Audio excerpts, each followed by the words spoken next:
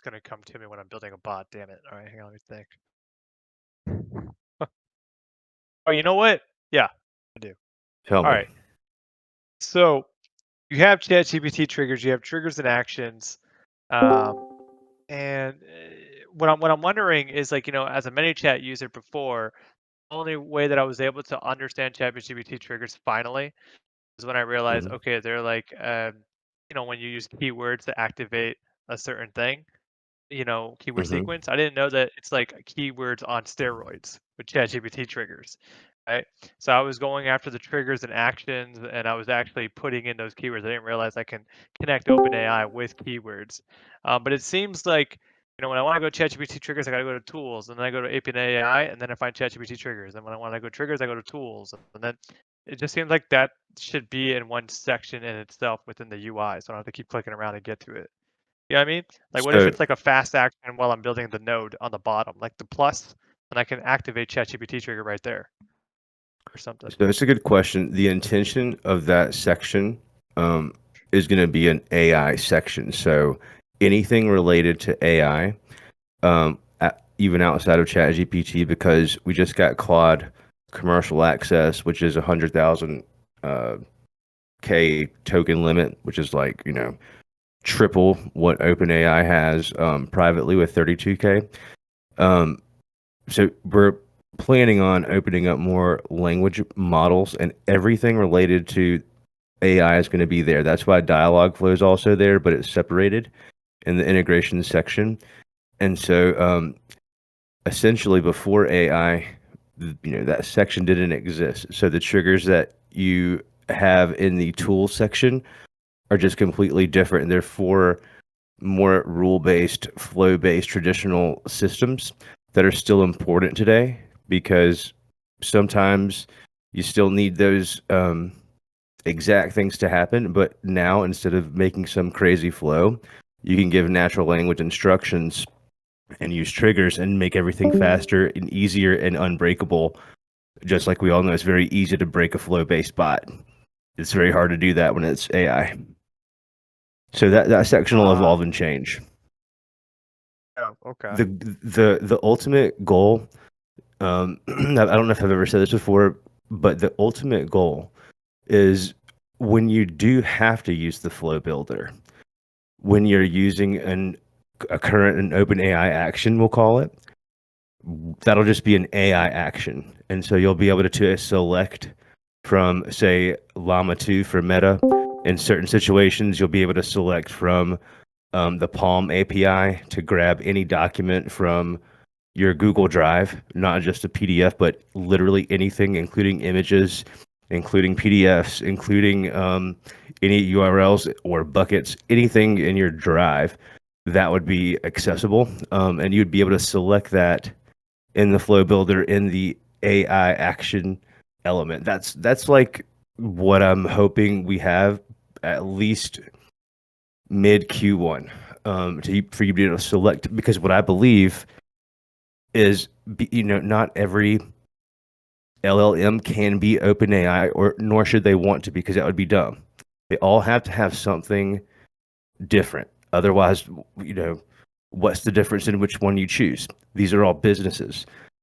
So the ecosystem of each, and the thing that one or the other is best at, I think it should be your choice as the bot builder, and which one do you need in this scenario, if you can predict that.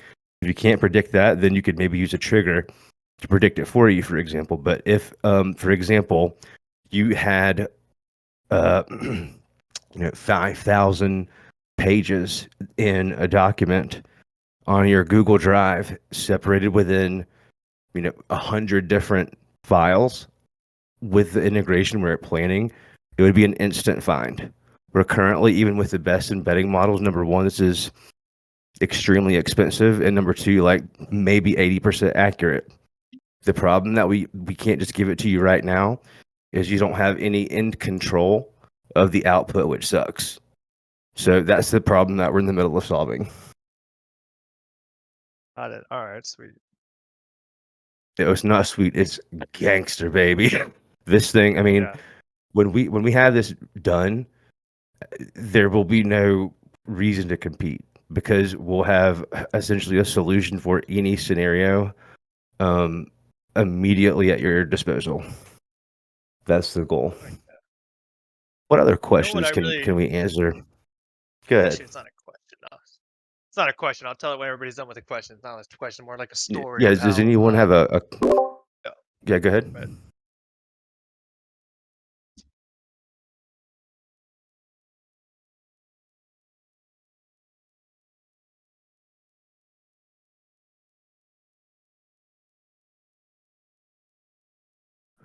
So that's a brand new API as of maybe 2 months ago that Facebook has allowed any sort of official automation within a group. That is one permission along with one ads permission that we need to just go ahead and get approved yesterday. We get really fast approval, but we try to stay focused on like what is going to improve the platform right now or in the short term immediately, what's going to improve in the long term, what can we like try to predict that's going to just like really be able to set apart and make a ROI difference for you guys. And so it's hard to like stay focused on one thing and then when the shiny object's available to go ahead and just like crisscross and go that way because at the end of the day, like I've this is my second SaaS in this space, and the first time around I made those mistakes of just doing everything the moment that they came available, and then it turned out in the platform's usage, many of these things that were more or less a distraction. We found that like less than 5 or 10% of the users ever accessed it past the first or second day.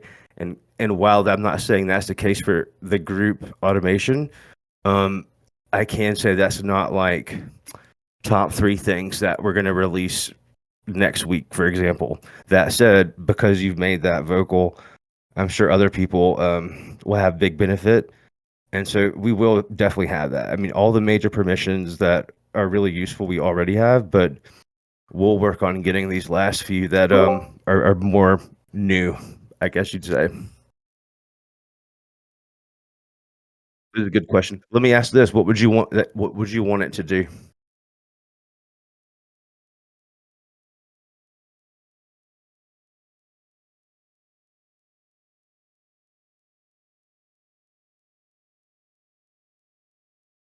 Hmm.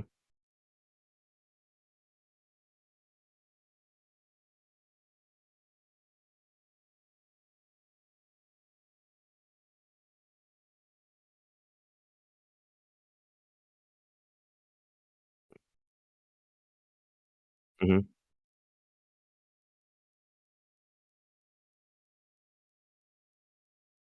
Well, what if they're putting a link into their post, then you already have that ability with just an entry point link, and we have a super dope referral system built in for that too. So like you would be able to name your campaigns. Let's maybe show that.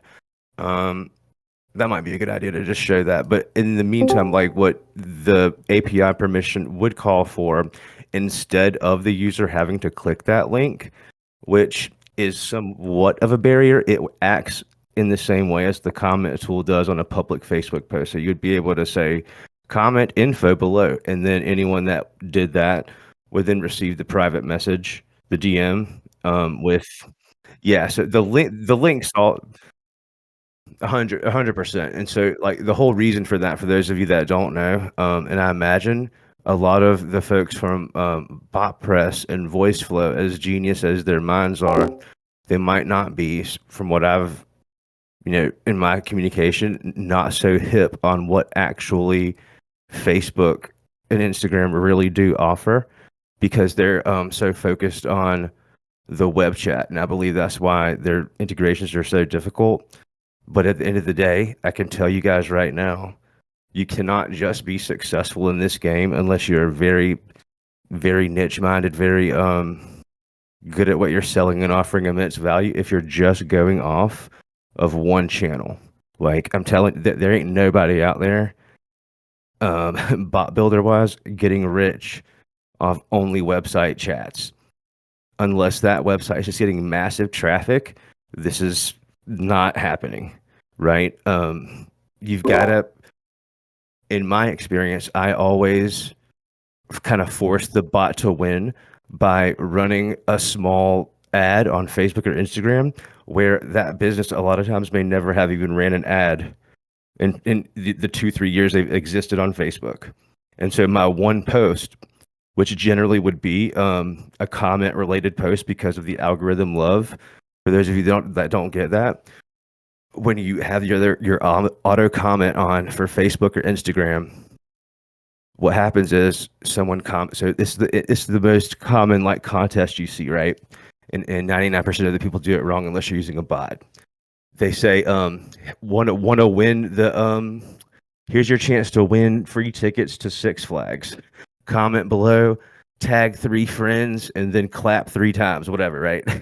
Nothing's happening except the only reason they're doing that is it's gamification to trick or ping the algorithm to get more reach because Facebook says, oh, look, this Facebook post has a lot of engagement going on.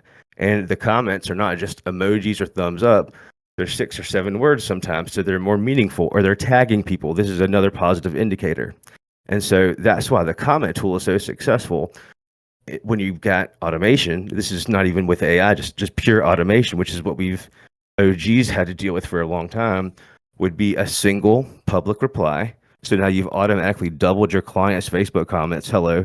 That makes them feel big and strong and powerful. When they get more comments than usual, you can essentially walk into any place and say, yeah, at minimum, I'll double your comments because I'm going to have the bot respond with AI to every single comment, which is mind blowing.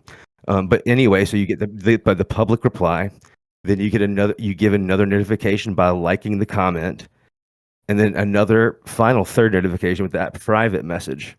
And so essentially, I would have one ad that would be the lead gen, whether it be a birthday campaign or a free roof blow off, whatever the offer is. And typically, it would be an offer. We would get the engagement by getting the comments, and then we would have like the most effective, completion rate because at least in my experience, I was always direct. Here's a killer campaign. The first franchise pizza, franchise that I dealt with, they gave me 3 locations to begin with out of their 11. And we were testing out some different things. They wanted to be very innovative. This is back in 2020. And so what we did was we utilized that comment tool to grow the email list, to grow the text list, and the owner of the company really wanted to invest in text marketing. And this was pretty early. Well, what we found was a great strategy of every time they wanted to open up a new pizza restaurant in a new place where they didn't have a customer list yet, what we would do is as far out as possible, sometimes as early as 30 days, we would create the Facebook page, we'd create a Facebook post, and it would be free pizza for a year to celebrate our grand opening. Free pizza for a year sounds gangster, especially to someone like me who loves pizza, right? But the thing is, this offer could be as small as 1 large pizza per month for 12 months. Like this would totally suffice as free pizza for a year. It's more of a marketing thing. You can't, falsify, but this is big enough to when someone's scrolling on their feed, if they see, chance to win free pizza for a year at a new pizza place that maybe they've heard about coming, this is automatically intriguing. And so when you run that comment piece, on average, we were getting between 300 and 700, call it 60 days, contacts just from Facebook, not even Instagram, because it's 2020, all from the comment tool. And what I knew was that one post that we would spend 50, 60 bucks on, call it the beginning of the month, that one would outshine the rest of every single organic post that had no money behind it combined all month long. So then by the time that restaurant was ready to open, grand opening time, guess what? They would have between 300, 700, sometimes over 1,000 email and text message subscribers. So on day, the moment that the kitchen's open, bam, send the text message, have some trackable offer, whether it be a picture, a code, or just show your phone. On the POS side, they made a button to track, and like they're sold out every time their first day of grand opening because of that list. They went from 9 or 11 locations when I started. I had 3 to begin with. Now they're at over 60. Super dope story there. They still use that method today. Yeah, in the comment I, section when you're talking about that, I actually ran a giveaway for a plastic surgeon that's doing this Halloween giveaway. And normally way she's to do doing it. the, oh yeah, tag your friend and typing giveaway. I gamified it to another level by making it once someone comments the word and their friend, it auto responds. It goes into their DMs and says, hey, you're entered to be in the giveaway. Here's how you can get more chances of winning. And then it says, hey, you like the story? That's one more ticket. You like the post? That's another ticket. You share our post on your story? That's 2 tickets. You do this? It's another ticket. So now you're also rewarding these people for actually doing something on the business's profile. And so within 1 week, we have around 70 likes and 111 comments on this giveaway Hmm. that we did for Plastic Surgeon. She's never seen anything like it. And that was enough for me to be like, all right, 2 grand up front with a monthly fee of 400. So it's like, it's pretty dope. That's a great price. And that's it for so plastic surgeons. That's probably one of the more common high ticket niches that I see a lot of success in. And a lot of times that the reason for that is because the inbox and that private message and that not being required to have a potentially awkward phone call is a huge value to people. So for whether it's like something to do with their their skin, or a lot of times women, because I know a lot of plastic surgeons in my area, they might not want to talk on the phone about breast implants, at least up front. It's a lot easier to do that in a more anonymous message scenario. And then when you think about all the channels you have access to, even the web chat, I mean, you have all the different ways to allow that person to have that conversation as frictionlessly as possible.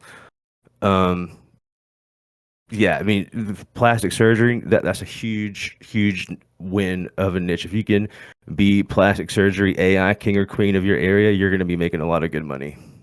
Oh yeah, it's good. And I was niching down, but I just took that same template, changed it up, and now I have this dental implant one I'm working on. But the thing is, it's just like with the chatbot, how easy it is to use. Like it's so cool because tomorrow I have a meeting with the auto detail place, so it's like multiple niches. They all need help. So there's no floor there. You just have to go out there, out in your car, and then just show them a demo and be like, I'll build this bot for you, and then boom, it just sells itself. And that's essentially what I've been doing. That's awesome, man.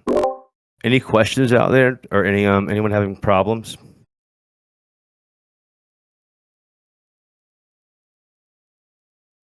Awesome. Hmm.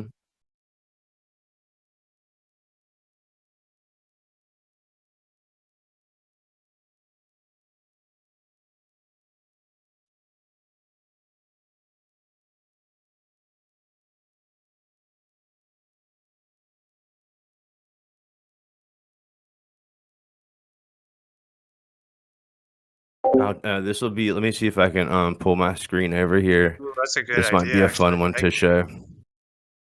This might be something Actually, fun to show. Let's you can see. do the spinning wheel in the DMs in the actual flow. You just got to grab a GIF of a spinning Exactly. That's wheel, what and I was then going to show them. use some triggers Wait, and what? some OpenAI stuff.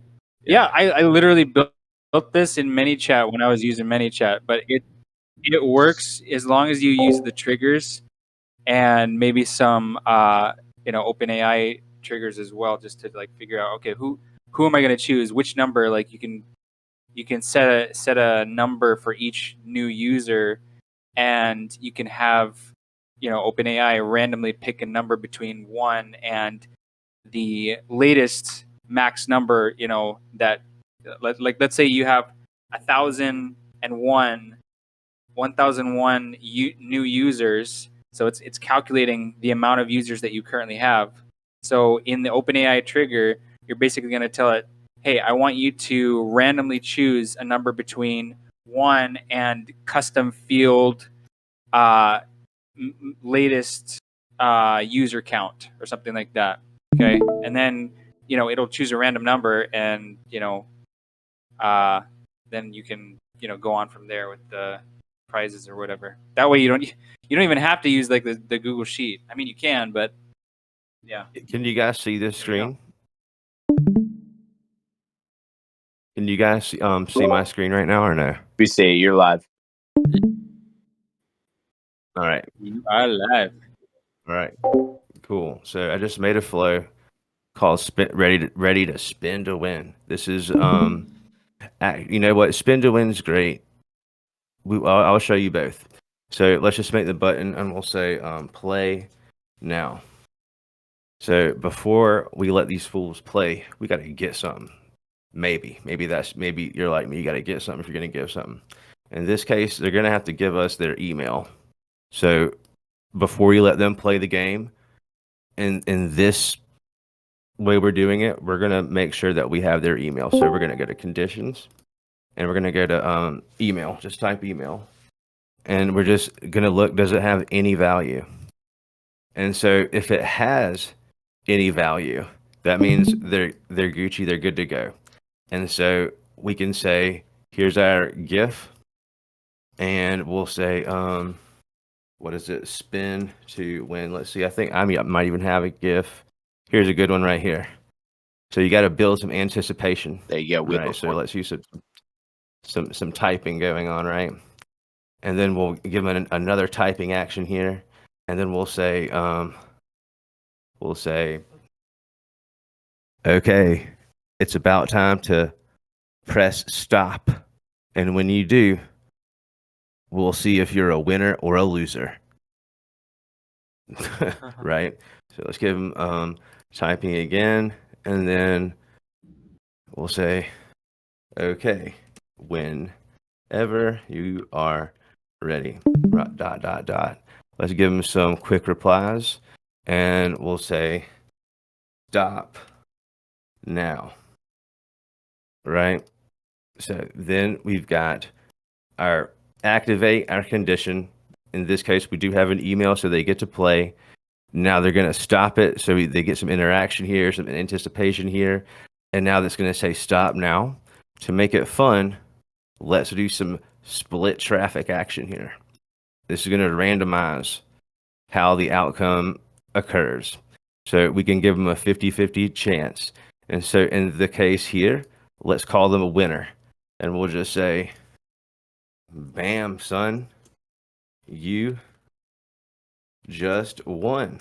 Bring this up to the counter when you order, right? Something like this. This is like the most basic of the basic, just to do it fast. And then in this case, they're a loser. And so we're going to say, uh-oh, you didn't win this time. Do you want us to text you tomorrow or send an email to give you another chance to win? Question mark. And then we're going to say, email, let's say text me.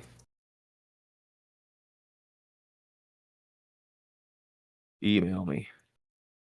Right. And if you're doing this, we're on a web chat right now because I haven't connected to a Facebook page.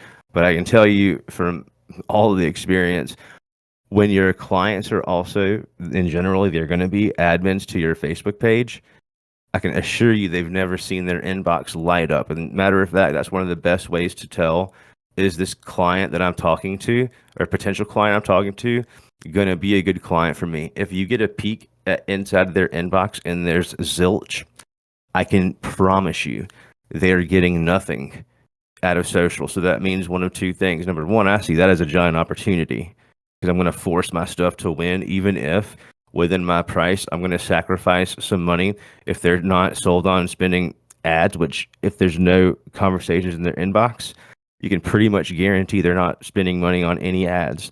So therefore, if you build in, something like I've done in the past since day one, you have your post with your comment tool like we've all talked about in order to just get to this place. I mean, you're going to have action in that inbox that's undeniable because you're your owner's going to be like, or the the owner's like, holy crap, my phone's never dinged so much in my life, and I know it's working. And then if you notice the words that I use, text me, email me.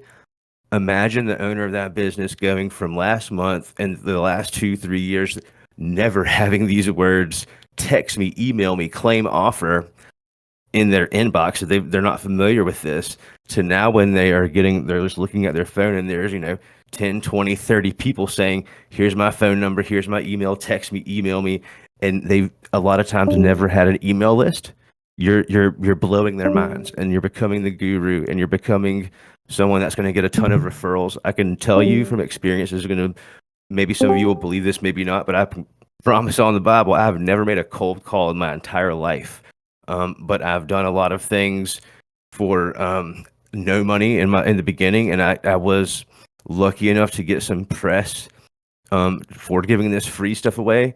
That became my case study during COVID, because essentially my business plan originally got shut down whenever they said no more foot traffic in restaurants. I was like, oh crap, what do I do now? So basically, it was like a cry for help, and at the same time, hopefully me doing a good thing, at the same time getting a case study that really worked well. But that's for another day. Anyways, we see the end result here. In the case that they don't have the email, here's what we do. We say, with a get user data, we can just say, uh-oh, it looks like we don't have your email address on file. Please confirm your email below to continue. And then already, our reply type is by default set to email. But say we wanted the phone number, we would switch it. And so let's go ahead and get that next. And we'll say, actually, let's do a little GIF, just because GIFs have always made things fun.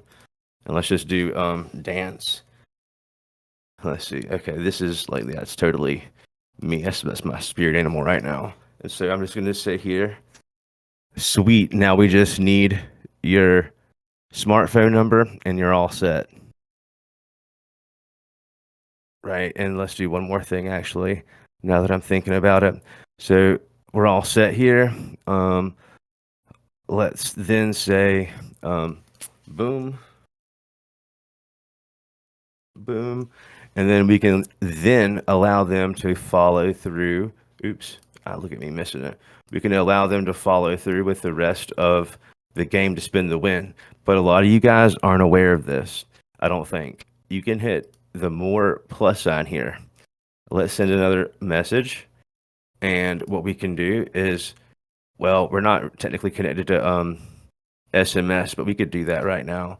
Let's do that right now, just so you guys can just see how fast it is to do this. So I'm going to log into Twilio. Hopefully it gives me an easy way to log in. If anybody was talking to me, I think I was muted because I had my what's it called, my dictation on. But let me see if I can get logged into Twilio. Am I going too fast? Am I making sense? Do I need to slow down for anybody? Oh, you're good, man. How do you make the Pretty good. Discord screen bigger?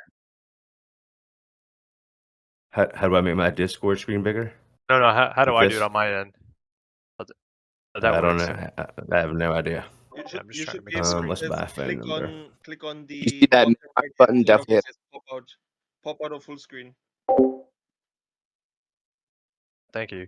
What did you just say? I just told him pop out of full screen for him to make it bigger. He can see it on his screen at the Oh, okay. bottom right hand corner.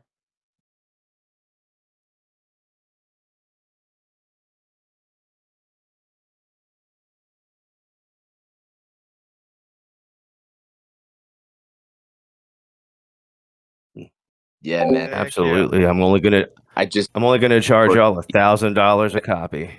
Just kidding. Just kidding, of course. Yeah. I'll yeah, as soon as it's like, I'm doing a what is it, a QuickTime recording this whole screen window right here. So as soon as I stop, it'll save on my machine and I'll post it right here or wherever. Alert users of important things related to their account.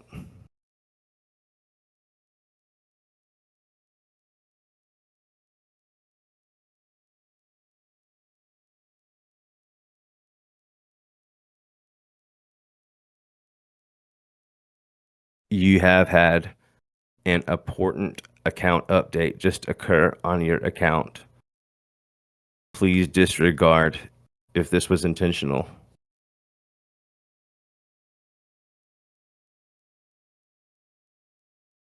We use this phone number and messaging service to alert our users who we care deeply about and want to ensure their experience is always flawless, which is why we choose to continue using Twilio for thousands of users across the world. And you guys can literally, so you can't use my company name, obviously, because like that's illegal. But at pretty much everything, you can just switch to your own information, and this will automatically work. Send information for verification because this is toll free. It's going to be automatic. This tells me everything's Gucci. Great. And that's going to just make them feel all warm and fuzzy. And so I'm going to get my properties here. I'm going to call this Discord phone save. Cool. So now we got our Discord number. So then the last thing we'll do here, we'll grab this number. Let's go ahead and go to settings, channels, do SMS first. Boom. And not that I don't trust you guys, but just to like not even have that even be a thing, I'm just going to move my screen over there. Because I did have someone do that to me on some API keys several months ago on YouTube, but that's totally my fault. All right, so that allowed me, all I did there, that little magic sleight of hand trick, I just pasted in the ID, I swear. Then I just selected the phone number, which is here. I'm going to do the exact same thing for the phone, so that way I can just go ahead and call it. Actually, you know what? We can do audio codes for the phone. Because audio codes is a gangster, and I've never shown that. So after we finish, I'll do that. But first, what I'll do is I'll go to flows here, spin to win, and since I'll have the phone number, what I'll be able to do now is choose SMS. You see how this is twerking like you're in the club at midnight on a Friday night. When I get that smartphone number, we need your smartphone number right here. When the data is saved, bam, son. Now I can send a text. And so the proper thing to do is to check with your local regulations and rely on their rules and what they say. I'm giving you suggestions here, and I'm not a lawyer and don't represent any laws, but in general, this is the trick. You want to go to your page, username, whatever you've named your account, because that's going to be your business name. At least on your first text, you want to like kind of let them know who it's coming from right after they've given the number. So I'll say something like, "Thanks for connecting with us. We look forward to serving you." And I don't even know what business this is. Not only can you send a text message, though, if you connect to email, which we might as well show you how to do that next, if that's okay with everyone.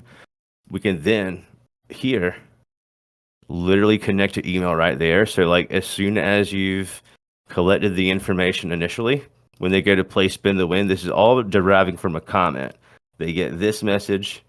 They decide, are they lame or are they not? They're not lame, so they're going to hit play, right? Then we're checking, do we know this fool? Do we have their email? If we do, we don't need to ask for it. We'll just send them to the game. And if they don't, we're going to go ahead and grab that email. We're going to have some fun with them. We're going to send the email, and we're going to send the text message. Should we connect to email, or should I skip that since it's pretty standard? Yay or nay? Hello? Yay. Yay. Yay.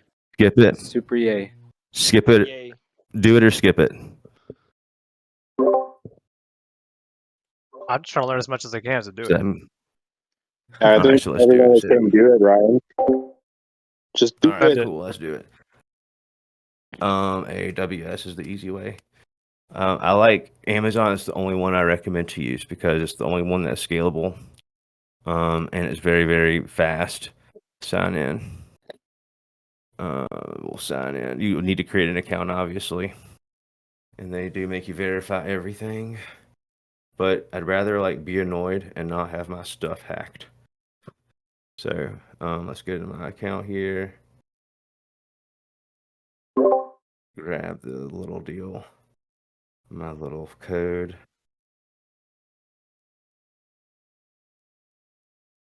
Well, this is email specific. Like, so what we're doing now is we're just connecting to, yeah. So all you do is you create your AWS account, your Amazon Web Services account. You can use the search bar to just type SMTP, which is the simple email service. That's what it is. I'm going to click simple email service here, and what you need to do first is does someone, well, I guess I should make it you have to make an email account. We got to make an email account really quick. Let's make a Gmail account just to do it. Let's add a new account. Use another account. Let's see, create another account for myself. Let's just say, here's my real name, whatever. Hopefully it'll let me do it even though my phone number is registered already. But we'll see. I'd rather not say. Don't assume. All right, here we go. I'll choose that email. That's cool. And I'm gonna make a password. So I'm gonna move my screen over and make a password here.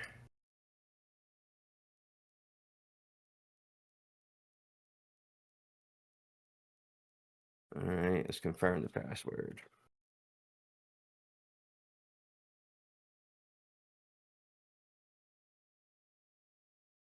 Yep.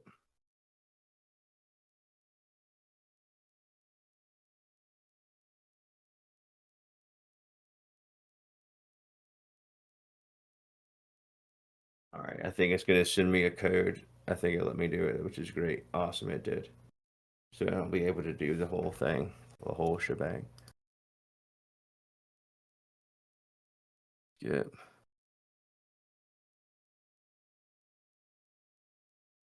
Dude, this is Thanks. real. You can Agree. see that you've been using this. It's like 74,000 remaining 250 That's cents. in a day, I think.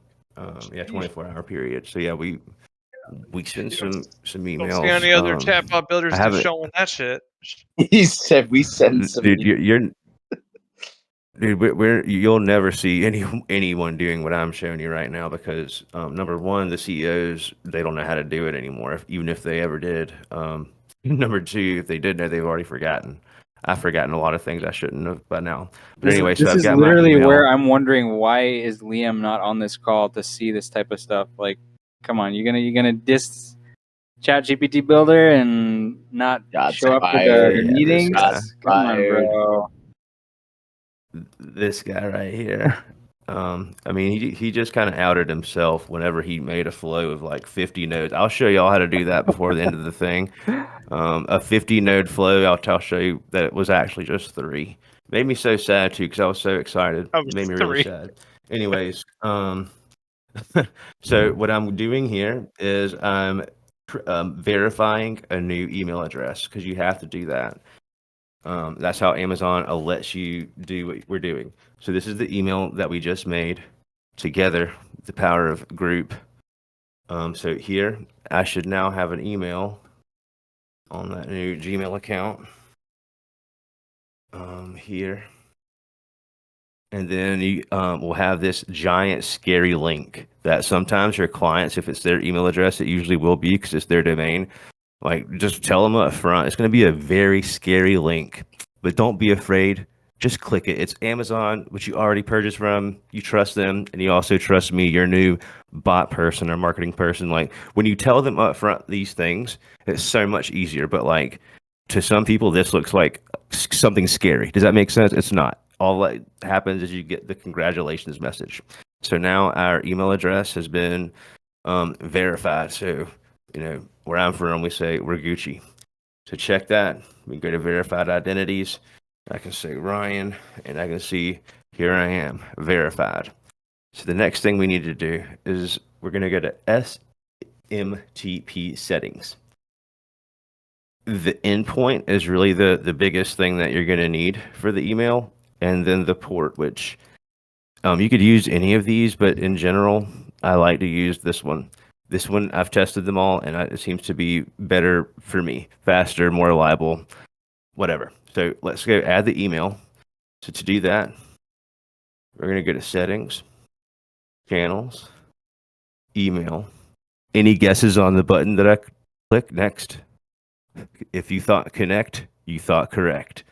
Gmail is what a lot of people try first, and it messes up because they just straight up enter their like username and password. Never do that in the application. Always use the auth if you can, unless you're doing SMTP style, more developer things, right? Because for Gmail to work, you need something called an app password. So you would use your email here, but you would have to create, if you don't already have one, which most of you probably wouldn't. Google it if you don't understand, but like I don't recommend this anyway. But an app password or an app secret is what you would use here, and then you could do it. But the problem is Gmail, in its standard form, is not equipped. It's not designed to handle more than like 300 emails ever in one email send, if I'm not mistaken. So that's why we're using Amazon, which is much better and designed for this. So we choose others. Go ahead.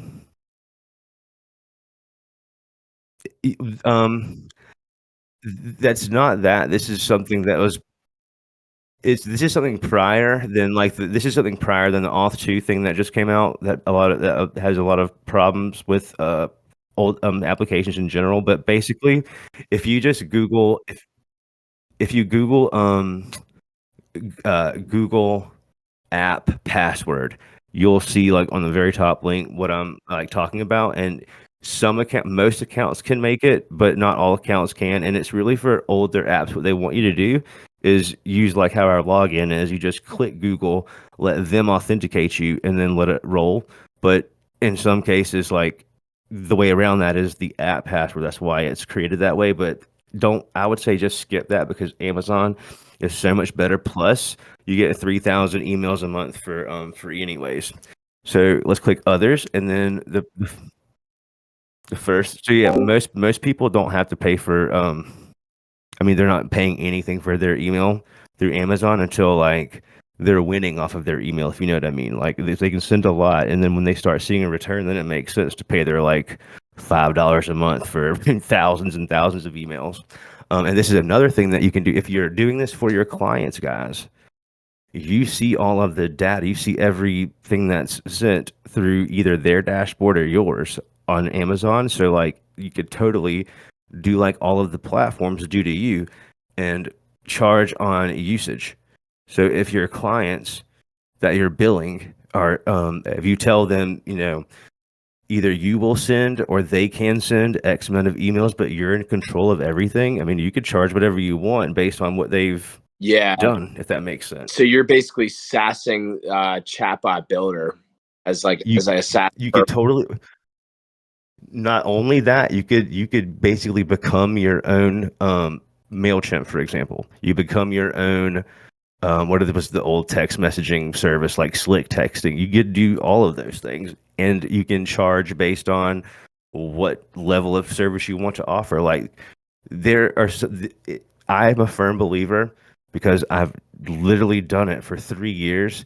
Using this tool, you can charge a client if you're actually providing value up to $5,000 a month, and I can totally back up the receipts going back 3 years. And I may have even shown a few of you, and these aren't like the fake screen grabs that Lysander was teaching me about. This is like real. So what I'm telling you guys, I know for sure that can happen. By the way, the highest bot sale, the crappiest bot of all time, pretty much. That's an exaggeration. It wasn't very good, but created by the agency 3 miles away from my house for Sutter Home Wines, $75,000 in 6 months to develop. Insane. And the reason it was that much, not because it was good, they didn't use Chatbot Builder. They just coded everything in JSON, the hardest way you could do something. We could build that bot in 10 minutes, and in 20 minutes, build it 100 times better. But old school minds have been hard to change, but now with AI, they're forced to change. Like they're done unless they adopt. This is Just so you know, exactly like why that's I left ManyChat, bro. Like literally, the company that I was working with, like Yeah. they, like no joke, they one of their clients was KFC in their country. we had KFC. Yeah, No, excuse me, we had Popeyes. Excuse me, we had Popeyes. Popeyes. That was one Well, of my brands. the I was thing that literally a community sucks, manager for. the thing that sucks is like they're so stuck in using that. Like their mindset is like, oh, we're gonna use ManyChat and there's nothing else, or oh, we're gonna use UChat and there's nothing else. And literally, they ran a campaign to. It was like something for like, oh, they posted about like, oh, which flavor are you gonna, which flavor team are you gonna be on? Comment, flavor X, and then comment flavor Y, whichever team you choose. It's gonna send you, a bot flow or whatever from ManyChat, and literally the thing broke, and I kept like telling the owner like, bro, like you can't keep doing this, and he ended up firing me because he didn't want to like change. Like these guys are just like so Well, stuck in their mindset. let me ManyChat is I, it. I totally feel you on that, but at the same time, there's millions of businesses in many countries, millions of businesses in many countries. Okay, Mhm. I'm like I've like got some kind of like syndrome that's wrong with me because every time I'm in my vehicle or anywhere I go, every building that I see, the only thing that I think about besides not getting into a wreck is, what's that business? What do they do? How could I make a bot immediately make their business better? Right. Just because I kind of like have to have that mindset. But what I can say is the amount of opportunity is absolutely endless. And before I continue, the last thing I'll say, because I brought it up and I made myself look ridiculous holding a milk carton for a YouTube thumbnail. Anytime you see a QR code, guys, Yes. to me, this is going to be the future. In the future is tomorrow. It's already happening now, but like the easiest thing for you to explain to someone is when you send someone to a QR code that is just a landing page endpoint from your entry point, you get nothing unless they do something. Yeah. Even if you just have it go to Messenger and no other channel, the fact of the matter is, like, at least 90% of people that would scan that code are going to have Messenger. So even if they don't do anything, you're going to at least know who it was that scanned your deal, know their face, know their first and last name. They're going to be in your database, and a real human can talk to them and say, yo, saw you clicked or saw you scanned the scan QR code for apply here. Would love to talk to you if you're interested, if they get cold feet. You know what I'm saying? Your bot could also do that as well. But like to me, like seeing a QR code, always immediate opportunity. But anyways, let's get back to just do this really quickly. You guys can still see my screen here, right? Yep. All right, Sure. cool. So what I'm going to do now is get the port number. Let's get out of this email. And here, so I've got the host and the port number, right? And again, this is the host, this endpoint, and choose the middle. If you have, when you sign up for your account, you're going to have this exact same page, but your numbers might be different and your region might be different. This is just mine, okay? So I'm going to be choosing 587 for mine. Then I'm just going to click create SMTP credentials. You don't need to worry about this stuff. We handle all of this for you. But you do need to click here at the bottom to create the user. So now, where you have the username, you're going to copy that and you're going to paste it here where it says username. The biggest mistake I see is people put their actual email that they're trying to use here, but that's not the goal. The goal is to first set up the agent. So we're back here. We already have got the username. We don't need to show the password. We're just going to copy it. And then we're going to go here, paste the password. You think you're done, and then you get the red error message that just says, hold on there, buddy. Now we need your real email address, which is, where was it? Right here. And I do a copy and paste because this is case sensitive. And so you want to make sure that you're doing this right. Because like if you just make your first letter like this would fail if I just pasted it like that because there's a space. I just noticed it. If I didn't notice it, it would fail and that would look really silly. But now I can see there's no spaces here, no spaces after. It's Gucci, good to go. So now I can prove that. But when I go to the spin to win deal, when I create my new email block, it's gonna have my email right there. So okay, boom. We don't have your email, so let's collect your email and then let's send something. And so we'll say welcome, and then we'll just say welcome to the club. In this case, I haven't even asked them for their name. We won't put it. We'll say important info inside, just to like really make them nervous, so they got to open it. For the header, if we can say you're a real VIP. Don't forget to spin to win for free stuff for life. That'd be a great contest. Let's show you guys quickly how to grab an image link. Let's go to Google here and let's say money images. Let's pick this one. What we can do, this is something to look at. When you see at the bottom right hand corner, if you see something over 2,000 pixels, that's probably going to be a little too giant, too big for certain platforms to handle. So, for example, Messenger might be able to handle it, but then maybe Instagram's parameters don't let you handle it as well. What we want to do is we could use any thumbnail, but like the trick and the thing that a lot of people miss is you must click the thumbnail and use the larger image, right click, and it's copy the image address. When I do that, at least temporarily, instead of saving it on my machine or uploading it, I can click insert the link and paste that bad boy there, and it's going to appear. And then I'm going to say something like, go ahead and tap that button below if you're ready to make some reservations or something. Right, and then we can go ahead and say reservations. Right, let's go ahead and do something super gangster as well by making a new Google Sheet so that we can start tracking all the things. Because this is something like, even though the system tracks it, we'll go in and show you why. Discord live. I'm going to put in date. We'll put in name, email, phone. For now, we can put other details because I don't know what I want to save yet. But we've got a Google Sheet created, Discord live. Let's do something before we're out of here and just go ahead and just integrate all the things back into settings, integrations. Let's go to Google Sheets, connect. We'll connect to my account here. I should already be connected.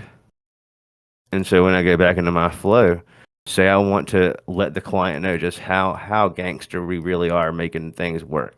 Well, in the case, we can tell them all the things about the flow and stuff. Even when they get the email, let's go ahead and when they click it, let's have the website open up, I think that sounds like a good idea. Open the website so we can send them to chatbotbuilder.ai. We can send them there, but then we'll also click on actions. We'll tag them and we'll say opened email 1. And then we can say maybe warm lead. Then maybe what we could do is have some fun and go to Google Sheets and send some data.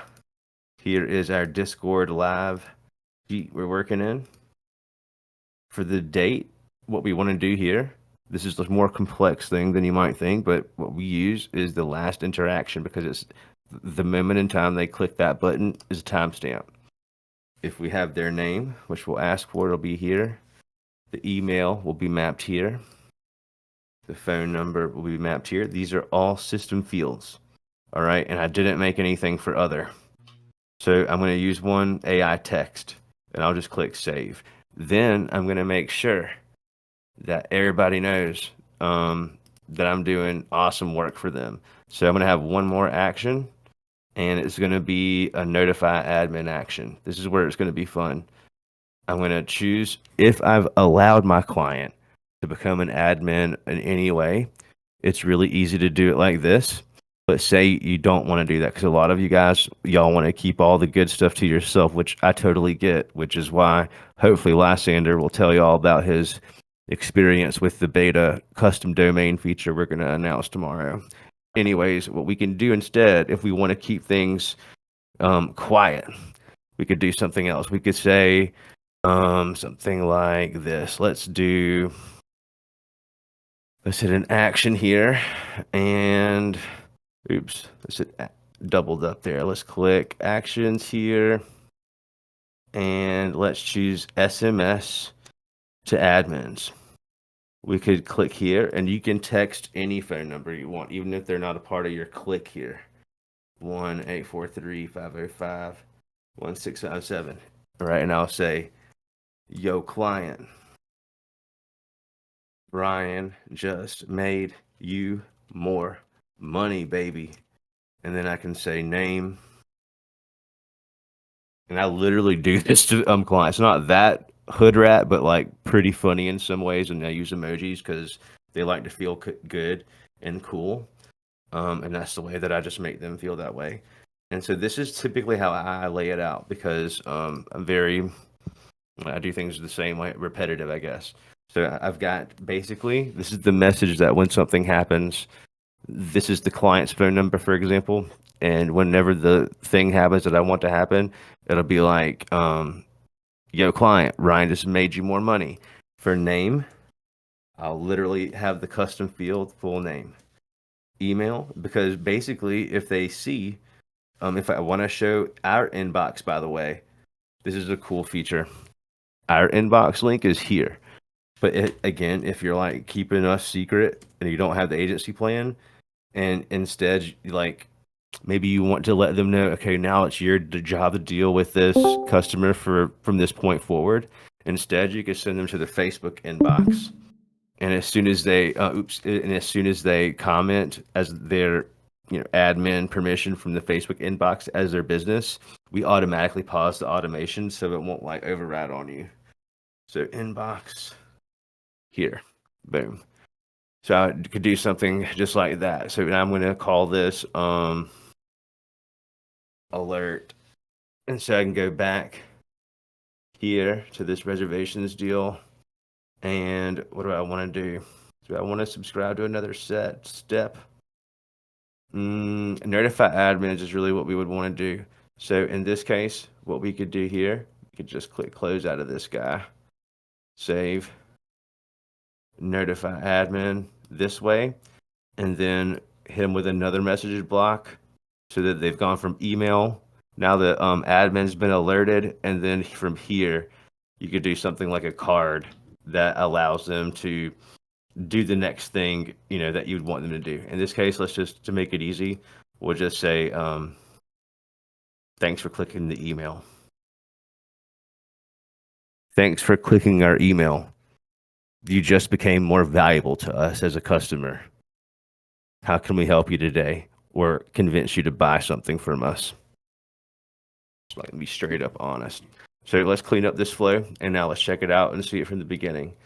So in this instance, we're just going to imagine it's maybe from a comment, or it's from a link, something like that. Maybe it's from a link. And so the first thing that happens is they're going to choose if they want to play or not. We're going to check, is the email in existence? Does it have value? If it does, they can go forward. If it doesn't, they're going to have to give it up. And as soon as they give up that email, then boom, we're going to send them an email. And I always go through this way because I'll always tend to find something I left out, like I did in this case. I've got the text that's correct. Give me your digits. But I didn't change the reply type, so this would have failed. And I would have looked silly. So I just did change phone as the reply type. So now that response is being saved into the phone section here.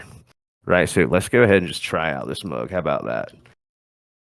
So If anybody wants to try it, let's see. But I need to go ahead and text me. So you didn't win. Text me. Let's go ahead and send a text. Boom. Here's our text block. Yo, yo, yo, yo, yo. Right, and then email me. Since I'm not gonna literally make a whole nother email, I'll just send this one again, just to have it be complete. So now we're super Gucci, right? 50%, bump, bump, bump. Yep, we're good to go. So publish. What did we forget? Oh, the reservation. We need to make it go somewhere. In this case, it'll be chatbot. Let's just go to chatbot builder. Yeah.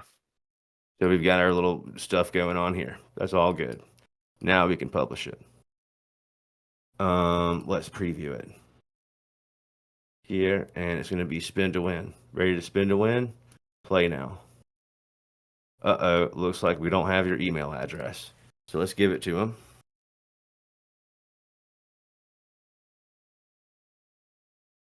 Boom, that's me, by the way, the real me.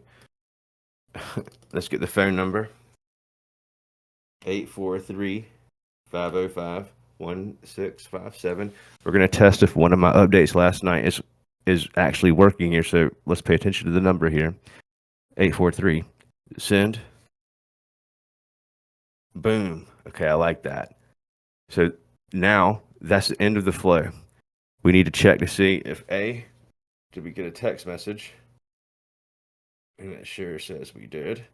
Thanks for connecting with us. We look forward to serving you. And then let's check our email. Did we get an email here?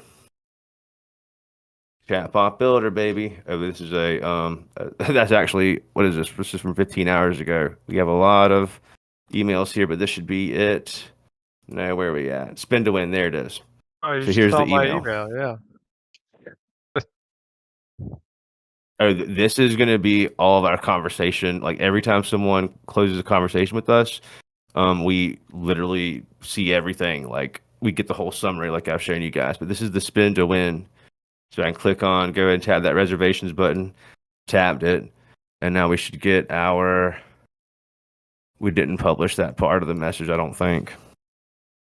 Yeah, so we didn't publish that part of like the next. We didn't like connect the welcome after I made the button go somewhere, I think. Or actually, you know what? Let's see what we didn't do. I think I didn't have HTTPS here. That's exactly what we didn't do. So let's do that. Some refresh here. What we'll have to do is add. No, I did do it right? Chatbot builder. Let's add the www just to make sure I'm not spelling something wrong. But that's usually the case, is like something just spelled wrong on my part. Let me click on this, right? Save copy here. Yeah, so that's going to a web chat. That I'll show you why that happens. Originally, if you do this to a landing page, by the way, this is a landing page. Watch this. This will blow your mind. And then I'm going to show you the inbox. This is just something going to be cool. This will, I think, blow people's minds. Create beautiful HTML only code that will act as a super selling landing page, No, fuck. similar to the sneaky ways those go high level software people trick many people with their ads to Dude, get them no to way. convert. No way you're gonna do this right now. They call it not a landing page. They call it No a they call it a funnel, right? Isn't that what they call it? Wait a Funnel? Yes, minute. funnel. You could dead ass. Oh Let's say- shit! No way. No way. I Yeah, gotta do let's this. say dude, let's say you are an expert Putting go high. HTML only ultra gangster coder. There's nobody that can write HTML code like you can, So here's your challenge. Ryan, does it allow you to do inline CSS? And it'll work. So that's coming, baby. CSS I just have enabled, but you don't have a window to enter it yet. You can use your own code in CSS with our web chat, for example. But this is going to make our little web page. Dude, And we're going to be able to use this right in the chat. prompt king. Prompt king. Well, I was All asking right, more so- about like your landing pages. Does your landing page allow you to use inline CSS in the HTML? Yeah, I answered that by saying it's coming. You don't have a way to enter that yet, but you can have HTML, and I allow some script, but you'll be able to use full HTML, CSS, and script here soon enough. So like you would be able to create you would have to save assets outside of our system because that'll get too heavy. But I can't get into all that. I can't get into all the things that aren't here yet, man. I just can't. But all the fun things are coming. Because there's only going to want to. Listen. You have to understand the goal here, guys. The goal is to only be. There's only going to be one chatbot builder, period, and that will be us. And there's like going to be like you're going to have to convince me eventually. Like, why would you use something else? I'll wait. And like the answer should be, oh, there's not a good reason except I'm a fanboy. Like that should be. That's really it. I'm sorry to like put it that way, but like I'm going to make it so. No How fucking gangster is way. that? That's awesome. Yeah, that's fucking What amazing. the So now fuck? So watch this. So what's real crazy too is your chatbot can do this. Like you could literally make. Let's test it actually. Where'd my chat GPT go? So watch. Dude, You ready for this? why didn't I find Let's this see. sooner? Let's see if we God get. damn Let's it. see. Let's see if we can. Let's see how I've never done this before. OG gangster. Sorry, that's just my. That's the way we talk down here. I'm not really a gangster like you would find in the streets. In fact, I'd probably run really fast, and I actually run a 4.6 940. So a gangster ain't gonna mess with me. I can run way faster than them. Just want to make that clear. I just like prefer this language and this lingo. It's fun. All right. So let's see what we want to do here is something like this. Let's say, let's do it like this. We're going to get user data. And we're going to say, what kind of website do you want? Right? And so we're going to make a new, custom field, kind of website. Okay. And so we're going to just tell it the kind of website that we want. And we'll say, okay, cool. One sec. So then what we'll do now is we'll go here, do a little something called OpenAI action. By the way, a lot of people don't click this drop down. These are your other options. This is how you make your own clear message. We already have this flow built for you, but like this is how you would clear the AI's memory, convert speech to text, which we automatically do in a lot of cases, generate image, or if you need to go advanced, like we might do, which in fact, I think we will do that. So what I'm going to do here is just paste in. You are an expert HTML only. Oh, the only thing here is with our web chat. We might not get it perfect. This might be because it's code in code. We might have some problems, but I could employ a fix in that case. This will be the last. All right, so we're going to say provide HTML that the user can copy and paste based off of their and we'll say it was their request.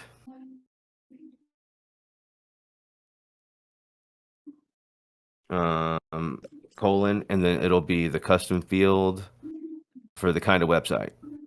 Okay, so that's what we'll do there. We'll take away any context window there.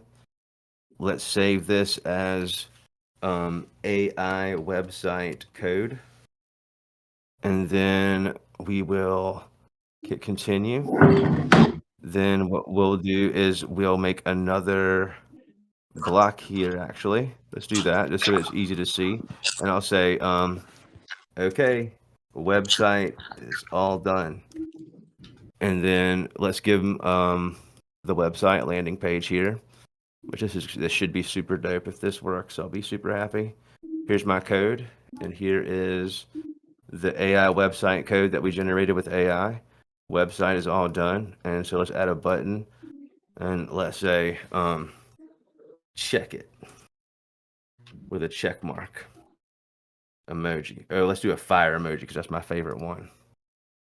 Check it, and then this is a trick here. We're gonna click this published link, and then we're gonna put it here. Otherwise, it wouldn't work. So even though they're not connected, it's going to that actual link that we've made for the page, which will be a huge benefit for the custom domain feature we're gonna allow you guys to have here. So let's see if this works. I think it will. Let's hit web chat. All right. So, oh, by the way, when the people, this is going to be one that the recording, this whole recording will be worth just this because I'll have to add this in to the prompt, and I might show you how to do that too if I've got the spunk. If I want to clear the history of the AI, this doesn't do that. But what I'm about to show you does clear the visual history. If I, in this URL, add the and sign and then LC, standing for load content equals 0, which in computer world that means false, and hit enter, it disappears. Okay, so a lot of people want that to happen, and then they're clicking clear conversation flow, and they're saying it doesn't work, but these are two different things. This is a visual conversation, and clear message history is the AI conversation that OpenAI is remembering on your behalf. So what kind of website do you want? I want to sell my $25,000 German Shepherd purebred puppies. That's all I'm going to say. Oh, so email. Look at that fail. So here, what we need to do is change the reply type. Just it needs to be text, and then it'll be what an anticlimactic thing. Kind of website stays the same. So pooplish, and then we can just refresh. I want to do the same question. So you could do this with all AI too. I might do that, but in this case, sometimes it's good to see the actual conversational design at work. What kind of website do you want? Told you about them gangster puppy, son. All right, so now it's gonna take that. It just did the OpenAI action. It looks like. I think it's writing out the code right now. It should be. Might take it a second too. Let's check. Come on, baby. If not, we can see why. Open it up. Okay, the website is done. Is it done yet? Boom. I was impatient. Let's check. All right, so what's the under over? You think it's going to work? Who says yes? Who says no? And do you think it's going to be any good? Oh my fuck if it does. Let's go. Damn, it didn't work. Oh, Damn it didn't work. No, It's it- okay. So, oh. so let's see. So let's see why. It's okay. Let's see why it didn't work. We can figure out why. Oh, that would have been so gangster. It's going to be a No user way. error on my part. Let's just see. Hold up. Let's just see. So AI. All right. So let's go here. AI website code. Make sure we're good here. AI website code. That is what we're saving it. Let's see if it is being saved here in our inbox. AI website code. Okay, so here's why. It almost got it. It almost got it. So here's what we can do. Here's what we can do. We can fix it. Let's just see if we were to copy the whole thing.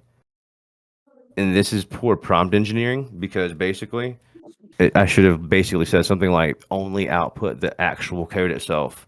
Let's just see if it does in fact work. If we paste it in the landing, let's make another landing page so we still have the one to refer to before. Paste that JA in there. Hit publish. Hit preview. Okay, cool.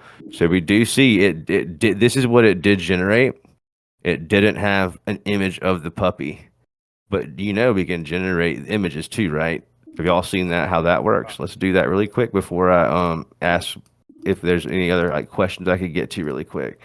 I want to just show how to do an image generation. So we'll just say what kind of image do you want? And then we'll save this as text, and then we'll make this AI image request. Save. Click here, and then we'll bust out the image. So we'll go to OpenAI, and then we'll say generate an image. Generate image off last output. That's good, and we're gonna save the response as AI output would be okay.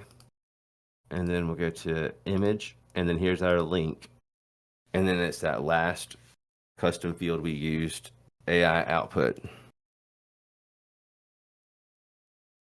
And that should do it here. Let's try it. Let's hit publish. Let's hit preview. High resolution, super cute German Shepherd puppy photograph taken with a Canon 5D DSLR with a 50mm lens. See if we get a good one. The heck am I witnessing? Shit. Damn.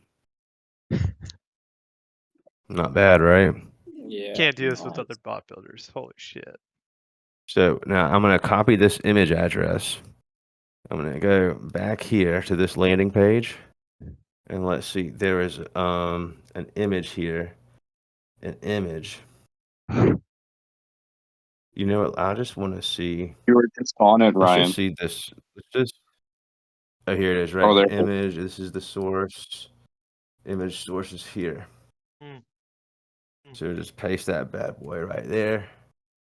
I believe that should twerk like you're 4 drinks deep in the club, boy. I swear, I think it should work.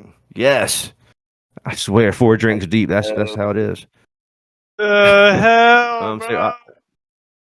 So much money. So yeah, what you could also do is watch this. See the contact button here. I don't know, that says, oh, this would have gone to your telephone number. I can see that, but watch.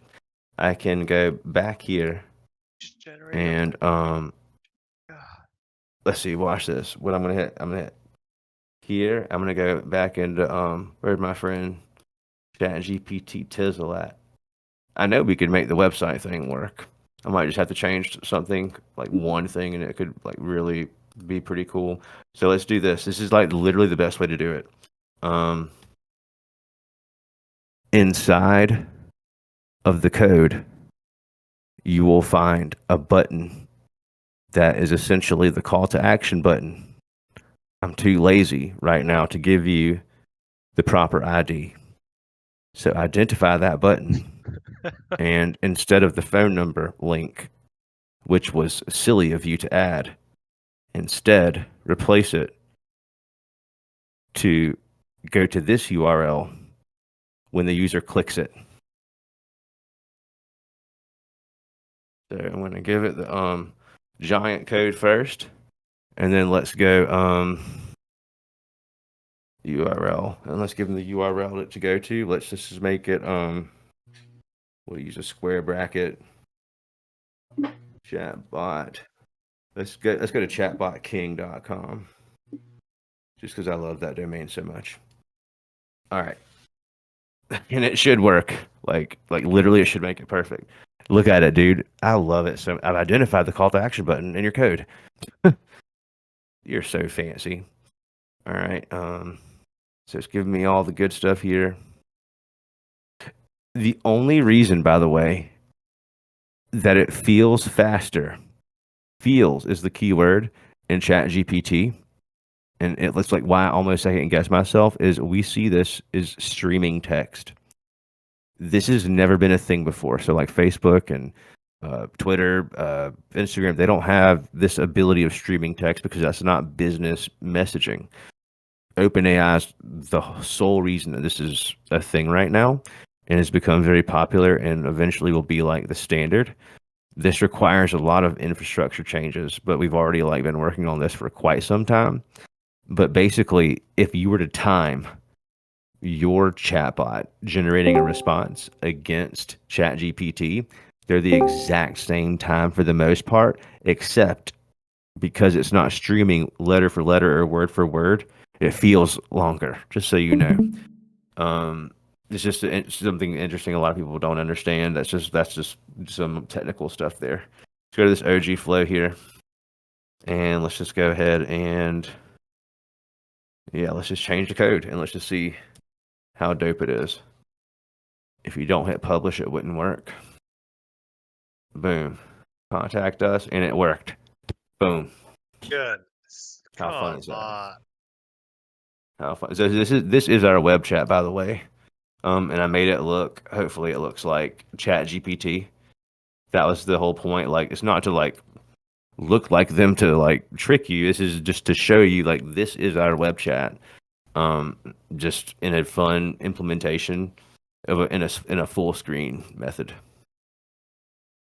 Makes sense. And we do need to ask. So, who is the chatbot king?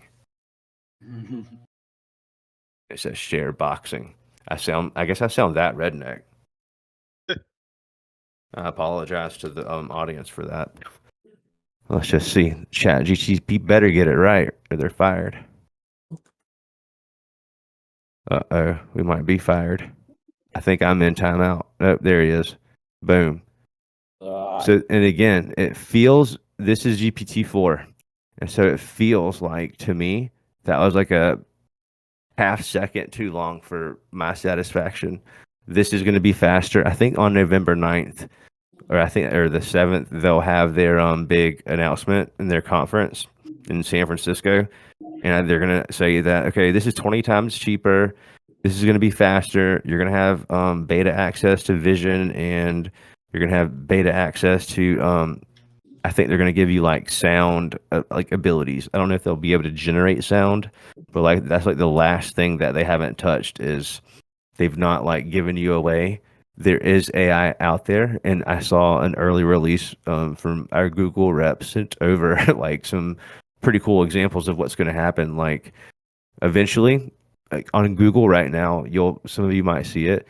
If you search anything music related, you might see in your search results searching for a certain song, click here and just hum a few bars and we'll try to find it. When I saw that, my head exploded. Like, that's how good AI is getting.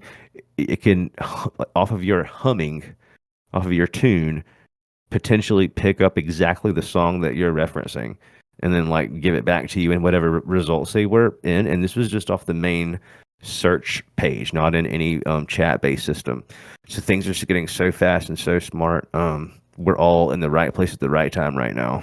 Like I can guarantee I would be absolutely flabbergasted if any of you in this Discord in the next 2 months don't have like your hands all raised to tell your story of like, if you haven't yet, which most of you I think have already had, quite a bit of success. For the ones of you that haven't yet, I would be flabbergasted if by January you got in the same room with these same people and you didn't all have at least one huge win.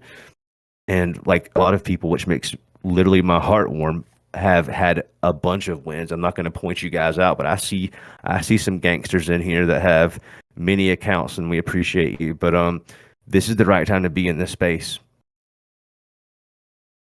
Right. I Question. think I'm kind of like done. Yeah, what's up? So, That was first of awesome. all, thank you so much. That was fucking awesome. Before I forget, because I'm getting kind of high, is check this out. I'm working at a hair restoration clinic, and there was a idea that the clinic manager said that if someone sends a picture of their head when we ask for a before and after, can the vision understand if it's actually a picture of someone's head? You know what I mean? Yes. Like, you can? The answer is yes. Oh, fuck. Oh yeah. Yeah. So I just it's that in the They don't prompt. I just understand. say make sure you're looking for a picture that gets sent to you that is resembles a head, or What Sam Altman has said is this: their goal and what they're releasing is essentially AGI, but in the API world, in the developer world, we are going to be able to train. We all have the same LLM, basically, when we're using OpenAI. What we're doing that's so unique that other developers and other platforms just have no comprehension of is, instead of trying to like reinvent the wheel or do something extravagant, we understand that all 700,000 words here or there that exist, along with all of their different arrangements of texts, we don't need all that. Instead, all we need is to restrict that library, essentially. And so, along with restricting it, using the right language allows the bot to provide incredible answers. Therefore, when you say you're a customer service rep, you answer all questions accurately.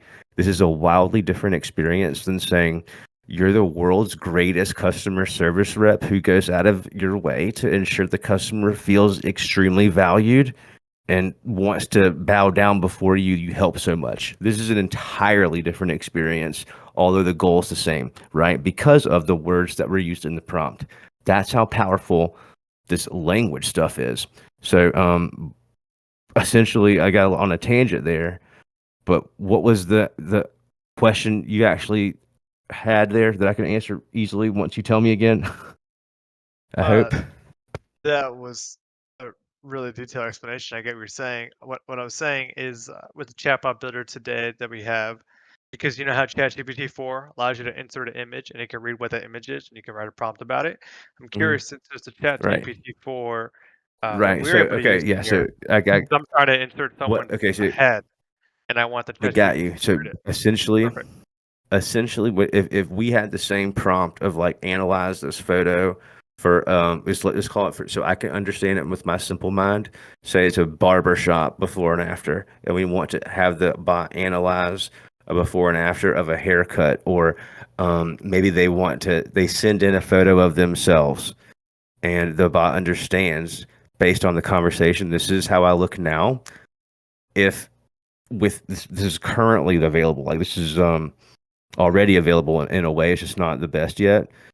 And faces are a thing that they're kind of like gray about. The face would probably look different, which doesn't matter in the case of the hair. But you would say, okay, here's my hairdo now.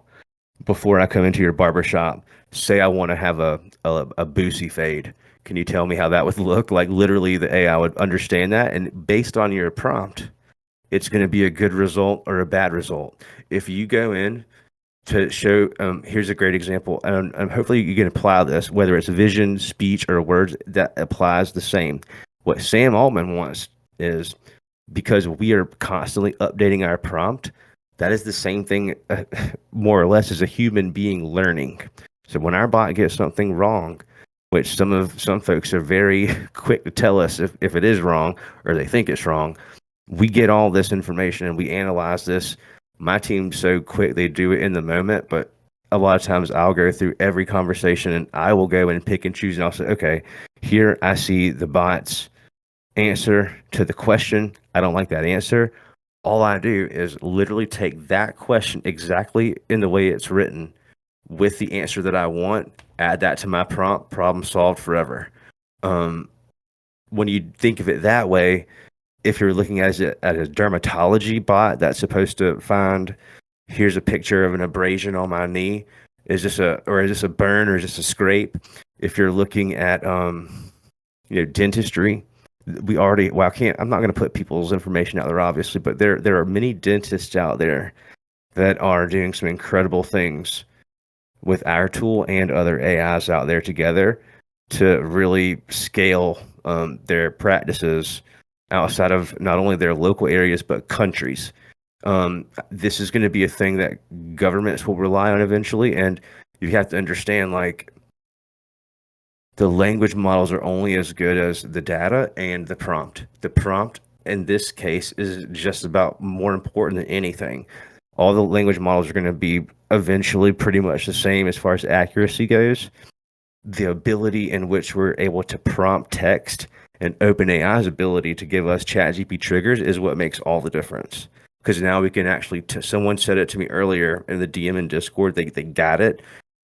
One of the reasons I talk into the mic when I do my prompt stuff, it's more like I'm talking to the person, like an employee. This is how I would tell them to do it versus any other format, because that is what ChatGPT's API, call it, understands best, to give instructions and examples like that, just like a human would.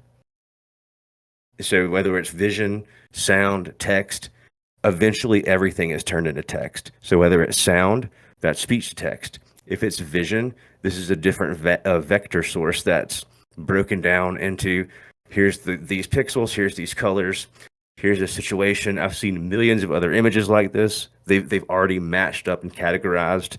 Is this a graphic, a picture, a drawing? Is it black and white? They've already made all these decisions from the neural networks, and bam, they understand immediately kind of what it's supposed to be based on your prompt. If you're a dentist that specializes in identifying if people need to have their molars removed, or if their teeth are rotten, or if they need braces, that would be something I would see probably next year, that someone is going to be able to realistically take enough photos or video of their mouth and understand don't even worry about coming in for your fittings for your braces or your Invisalign. We already know what you need. That's totally going to be a thing.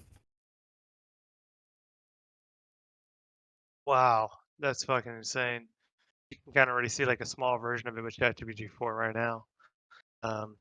With their Google beta has it versions. right now too. Google Vertex. If any of you Oh. guys are looking for rabbit holes, if you type in and create an account, you should be able to be accepted immediately. Google Vertex AI. Essentially, they're ready-made out of the box apps.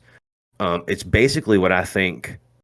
I won't call out the names of the other platforms, but all these legacy platforms that now have this drop in your URL PDF ability, whatever, and all these other wrappers, like Chatbase is a wrapper of ChatGPT essentially. You cannot really control Chatbase at all. At least when it first came out, you couldn't control it at all. I'm sure enough people complained where they've given some instructions, but the problem with this technology today, at least in my experience, I could be mistaken because things change so fast, but the reason that we've held off is, imagine you've given the website as a whole or certain pages, right, could be a task if it's a giant website. Imagine that bot giving information to your customer you never intended for it to get, or you're giving it in a way that it just doesn't make sense. This has been the problem with the current vector database scenarios, along with it in general. If it's not perfectly set up, it could take so long to make that request to search through the data. It could take 20 seconds, 30 seconds. Now you've timed out. Now the conversation fails because of a timeout, which is dependent on a lot of different factors. It depends on traffic. If you're using something like LangChain, if there's a lot of traffic on LangChain and you've not got everything perfect, and it's a huge vector storage you're dealing with, or the vector storage system you're using is not stable because you're trying to save money, these things are all problems. But what I believe is the tech is moving so fast, and every prediction that I've made, that every milestone we've hit has been months ahead of time. I didn't think we'd have 11 labs, guys, till November. We had it in April or something. So this is why I just want us to be patient and not bring something out that just because it exists in other places. I know it's not a perfect implementation.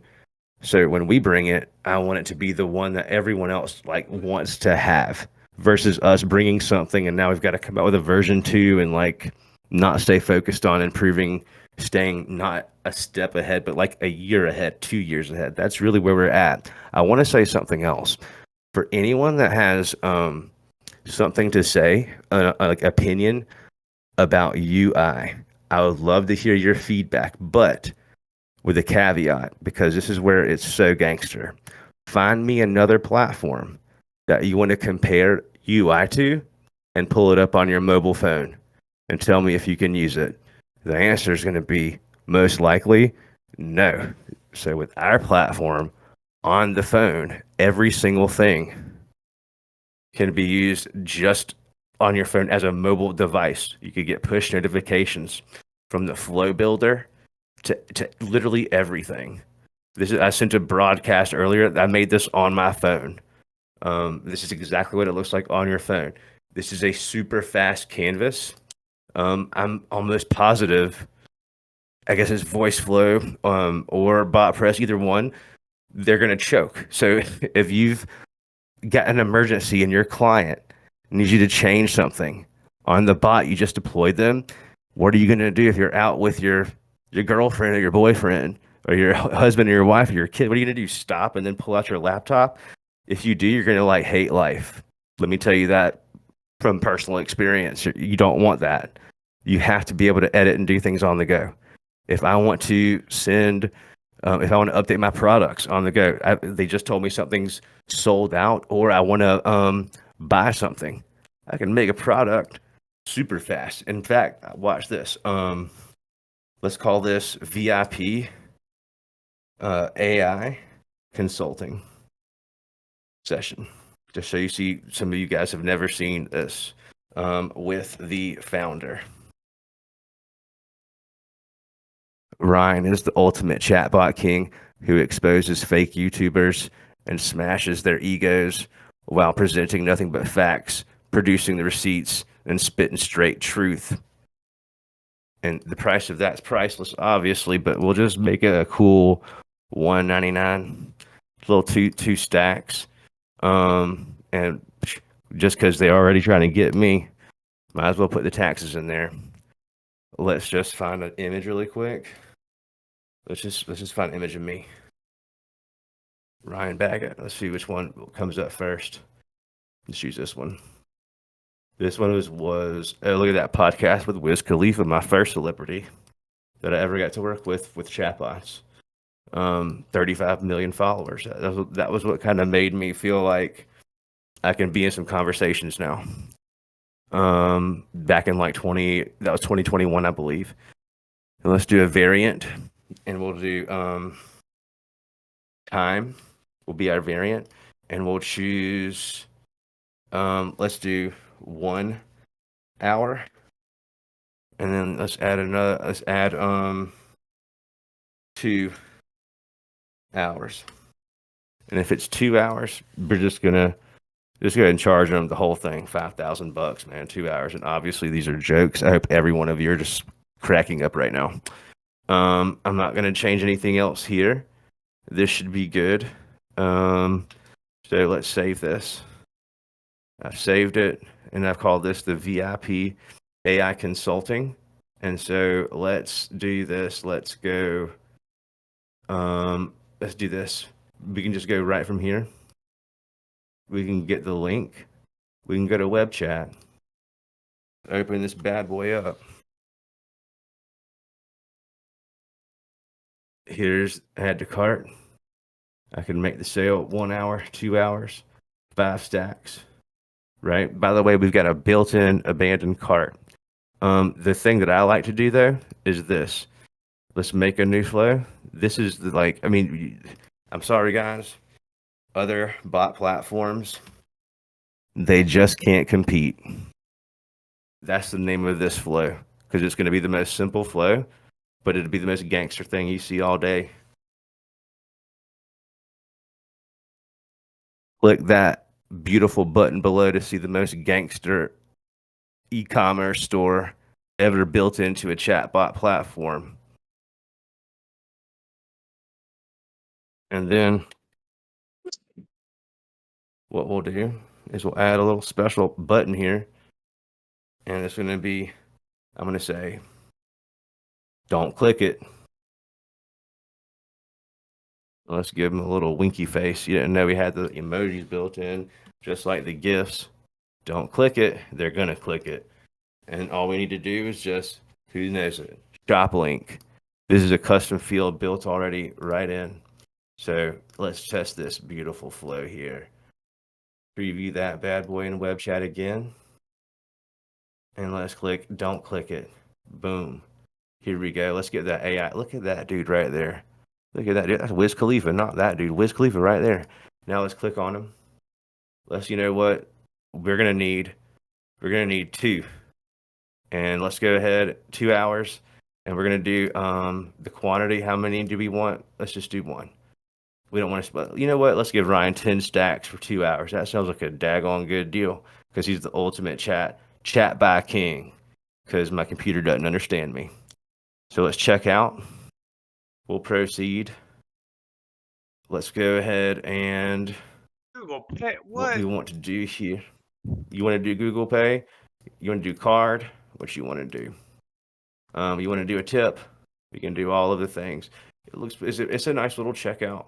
In this case, we'll just hit checkout. Process my payment. Thank you for the order. But where's the order go, Ryan? I'll show you. It's gonna go here first of all. Let me check my email real quick there. Here's my email that lets me know I got a new order for 10 stacks, $10,000. Oh, 7% taxes. Shows me the taxes I owe, which is absurd. Let's view the order. Here is the information here. I chose not to force this information, which is why you don't see that here, because I wanted to make it fast. But here's the order. I'm going to hit accept, continue, deliver. This is based off of Shopify's ecosystem. By the way, conclude, done. Now it's going to automatically kick me back. And I can see that order right here was processed. It's all good. And I should have another email actually that says I'm all good shortly. It'll pop. And you could also, for every order, just like, have any other action happen after that. So if you wanted to have them enter a drip campaign that then says something like, yo, if they buy this, the next 2 months, send this email on the first Friday of the month to remind them that you sell this. And when you think about the AI involved, if you have the plastic surgery client, like you mentioned, and they check out or they purchase the thing, or they put the consultant, the consultancy, or say, well, here's an example. Say they say they're interested in the service.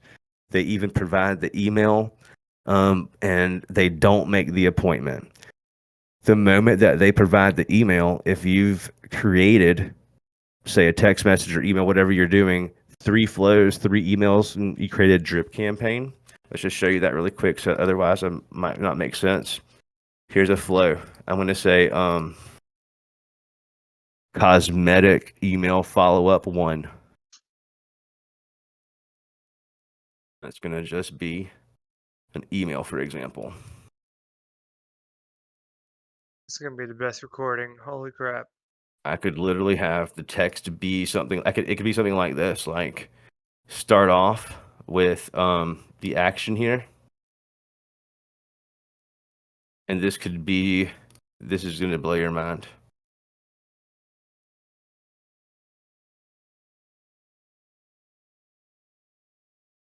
Product. I say order. Product. Order. Last order. That's what I want.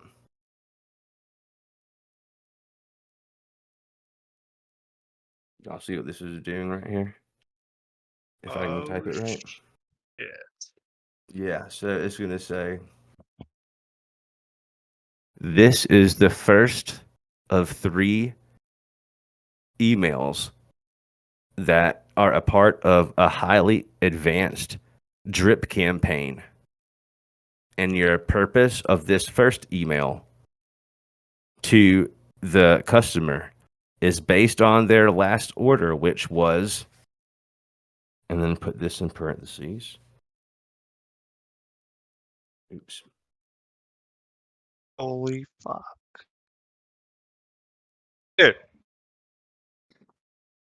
Use the tone of voice similar to a sweet old Tony Robbins mixed in with some lovable Elon Musk and the sweet sounds of Sheryl Crow in order to sell the heck out of them to get them back into the business.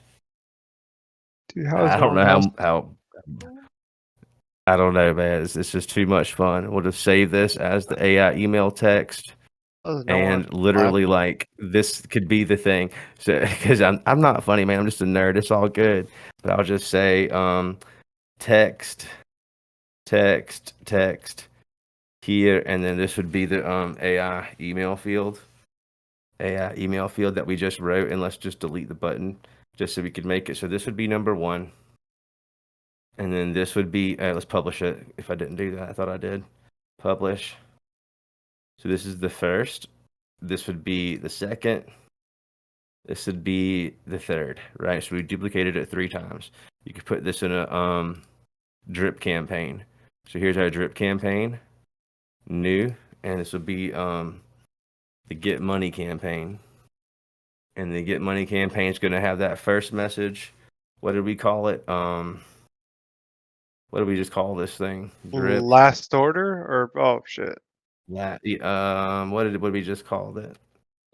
Someone else. Oh man, Someone else got their mic what on. did we call this thing? I have a whole bunch of flows. I know we called it copy of something too, though. Cosmetic email. That's what it was. Cosmetic email. When do we? Cosmetic.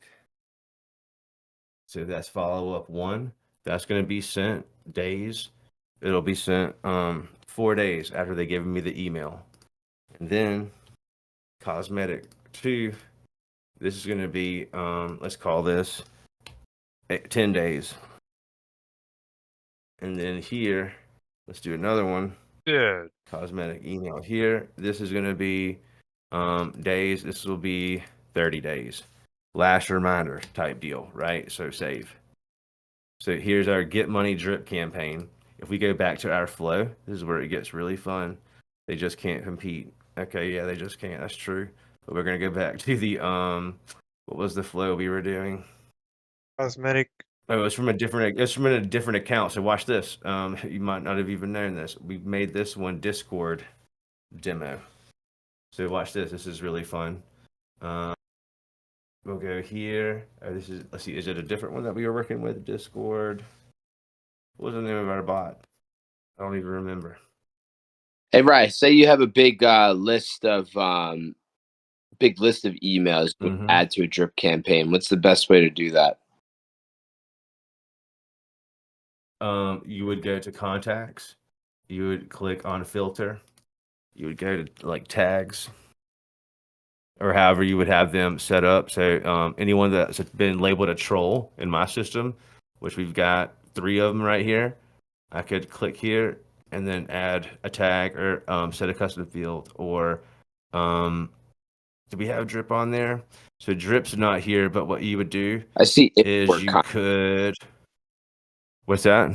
I see import. Subscribe to broadcast. No, yeah, import contacts. Yeah, if you're importing, you could just import them. You would have to have a phone number. You could pull in contacts from ManyChat or any other platform if you have their PSID, if they allow you to export that. But phone number, you could just upload a CSV. Oh, dude. Yeah, you could just upload a CSV just like that. What was I going to show you guys? Oh, that flow that we were making was in the other account, but basically, we'll do this one, the one that they just can't compete.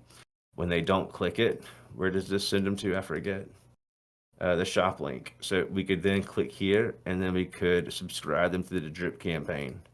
So like now, basically, as soon as they get this message here, and they don't click it because they will. They'll see the web shop, and then now they've been subscribed to that actual campaign. So they're gonna get the email over and over and over and over. I can also see when the calendar booking was made and cancel on that fool. Canceled on them. Get it back to the inbox. Yeah. What do you guys? Any guys got any questions? Did that blow your mind? Dude, yeah, That this was dope. What else can we do? What else should we do? Oh shit. Is Brett Okay. are you gonna pop out for an encore after this? Like, what's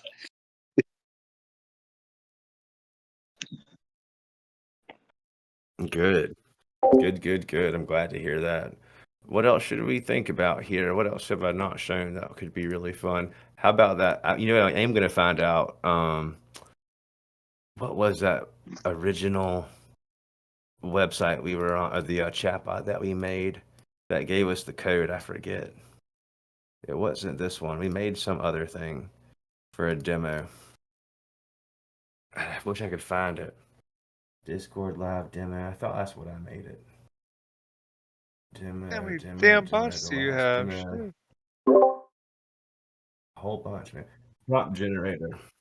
This was the original prompt generator. This was a good one. So watch this. This will be a fun one if it's going to be working well. Let's use Messenger here. So this was one of my early ones for sure. What do you want your chatbot to be about? Let's say I want it to be about the brand new pizza restaurant / Chinese restaurant I'm opening up in Times Square, where all we serve is Chinese pizza. Sounds disgusting. How long do you want it to be? It sounds so nasty. I'm going to say no more than one sentence, but actually, I need one sentence in English and the other in extremely accurate Mandarin.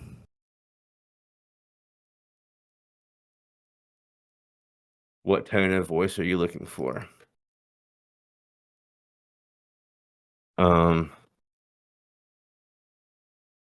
The tone of Arnold Schwarzenegger. It's going to be amazing. What should they call you if they ask for your boss name? Mary Bot Pins. I got this talking to type thing. I gotta do that.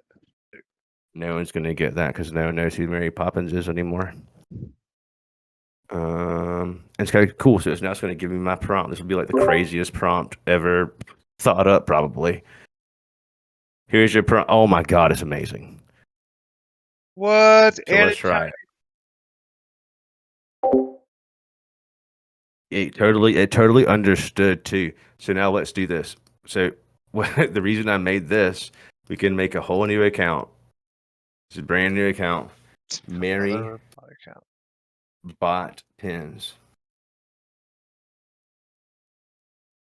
This is so stupid, but it's so funny. I'm just gonna go here, paste,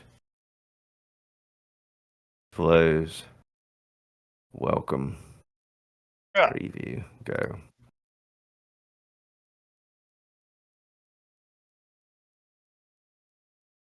What does your restaurant specialize in? My family of 12 are extremely hungry, and we have a lot of money to spend, but only if the food is high quality. I hope I get some Chinese back. Boom. Sorry, a restaurant. So it gave me So I don't appreciate the disrespectful English language you've provided, and I expect your replies to only be in Mandarin, or I will bring shame to your entire family. Oh shit. If you don't have fun, you're not doing it right. There you go. I have no idea what that says, but translate that Yeah, and yeah, don't yeah. lie, because I have no idea. It's probably just going to apologize. I apologize for any disrespect, and I'll do my best to answer your question in Chinese. How can I assist you? You can't. Goodbye. Is it going to be Chinese? Yes. Dude, it still listens, so that's amazing. I love it so much. I know I'm a nerd, guys. I'm sorry. I can't help it. This is just too fun to me. Man, does anybody have any questions before I jump? Fucking blown away. Nah, thank you, Ryan. Dopest cast ever. Man, I forgot to hit record. No, I'm just playing. I've done that so many times on video shoots, and it is not funny to the client. So yeah, I've just got that saved here. So let's make sure we save it. Let's export it at 1080 pizzle. We'll call it. See that shit, Lilith? Discord. Yeah. Yeah. So Oh, your mic's not working, Lilith. it's saving right now. So. Man, listen, I'm gonna tell y'all something. I don't know everyone in here because I can't see your names. I know most of you for sure. But I appreciate all of you guys. But you have to get this about me. Like the team knows this about me. I don't care about any YouTube views, but I do care about the people that want to actually use AI because it will help me with my personal goal and the business goal of I want to be the one at least to have my hand in a positive way of empowering every single business that wants to use AI to be able to use it in the way that they want. Because what I'm telling you guys right now, I don't like big corporate companies, especially after the way I was treated my first 3 months into business when they essentially tried to bend me over without me realizing it. They offered us our first 3 months in operation in 2020. I don't say this to brag. I say this to don't let the numbers fool you. They offered us 1.8 million to basically allow them to own the product and to have me run the software. And the catch was for 4 years, and this payout of 1.8 million would have been based on milestones. I found out after I read this thing 100 times, and in the fine print, that's literally what it says. And in certain cases, these milestones were completely out of my hands, and they were like throwing up at like maybe it could happen, maybe not. And if I had just been money hungry, I would have signed it and then been screwed, and most likely have had my life's work essentially been stolen from me for about 100 grand. I have no retirement plan. I don't have a 401k here. Like this is it. So I made the right decision there, but the company was in bed with Uber Eats because originally this software was only to be for restaurants. It's called Tap the Table. That's why on your bill it says Tap the Table. It's still the same Stripe account. But since then, knowing that these people that I don't understand this because where I'm from, you would never do this to someone because we'll come to your house and be like, yo. But these people, these big shots, try to essentially, in my opinion, steal the whole thing back in 2020. And since then, I decided, screw all those big companies. I think AI and social media and the internet in general gives us the power, not the giant offices, not the places with all this real estate they're losing. Look up how much money Facebook's lost with all their real estate losses recently, and they're not the only ones. So basically, guys, the little folks who have not had any real power or resources to compete with what I'm referring to as the legacy platforms in any industry, even outside of chat.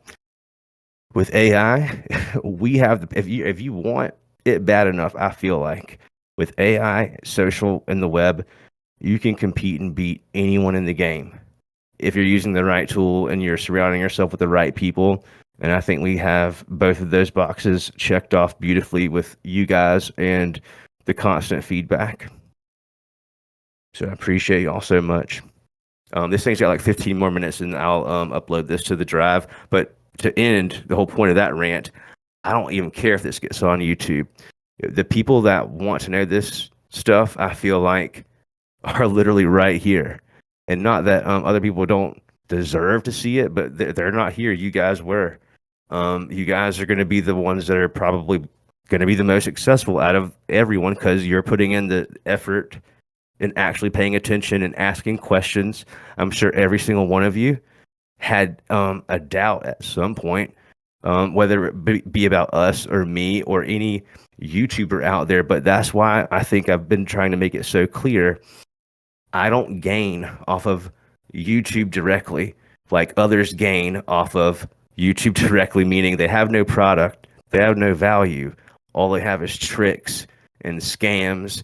And look at this flashiness. Anytime you see someone with a video, $5,000 here, 10,000. Any people with money don't do that. That's a total flex.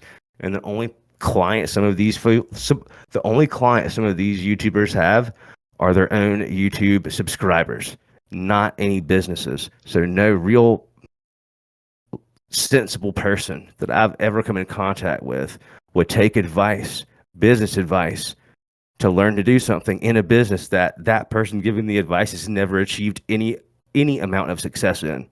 This is crazy to me. But anyways, you guys are the ones that are here. Hopefully I answered a bunch of questions and we went over like 5% of what this platform can do. Basically, the goal is if you can think it, map it all the way through on a piece of paper or a canvas. Our goal, and thank you so much, Stephen, for being in here, by the way. Our goal is for you to be able to achieve it, whether it's with AI or on the Flow Builder, or a combination of both. Hybrid chatbots will be the ones that will be around for a really long time. But thank y'all for being fun. Yeah. This was fun for me, at least. Yeah, this was dope, man. Thank you. Cheers, man. Thank you for the content. Cheers, Ryan. Amazing. Hey, just Absolutely. for the bot. Absolutely. Wait, before you guys end it, wait, hold on. I think maybe a round robin would be pretty cool to see what people are using the bots for and how they've been selling it or something.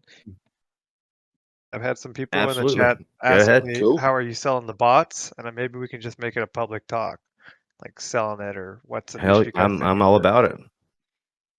I'm all about it. Just go. So I don't know if it's the same order on the screen, but whoever's to my right, go ahead. Or anybody that wants to go.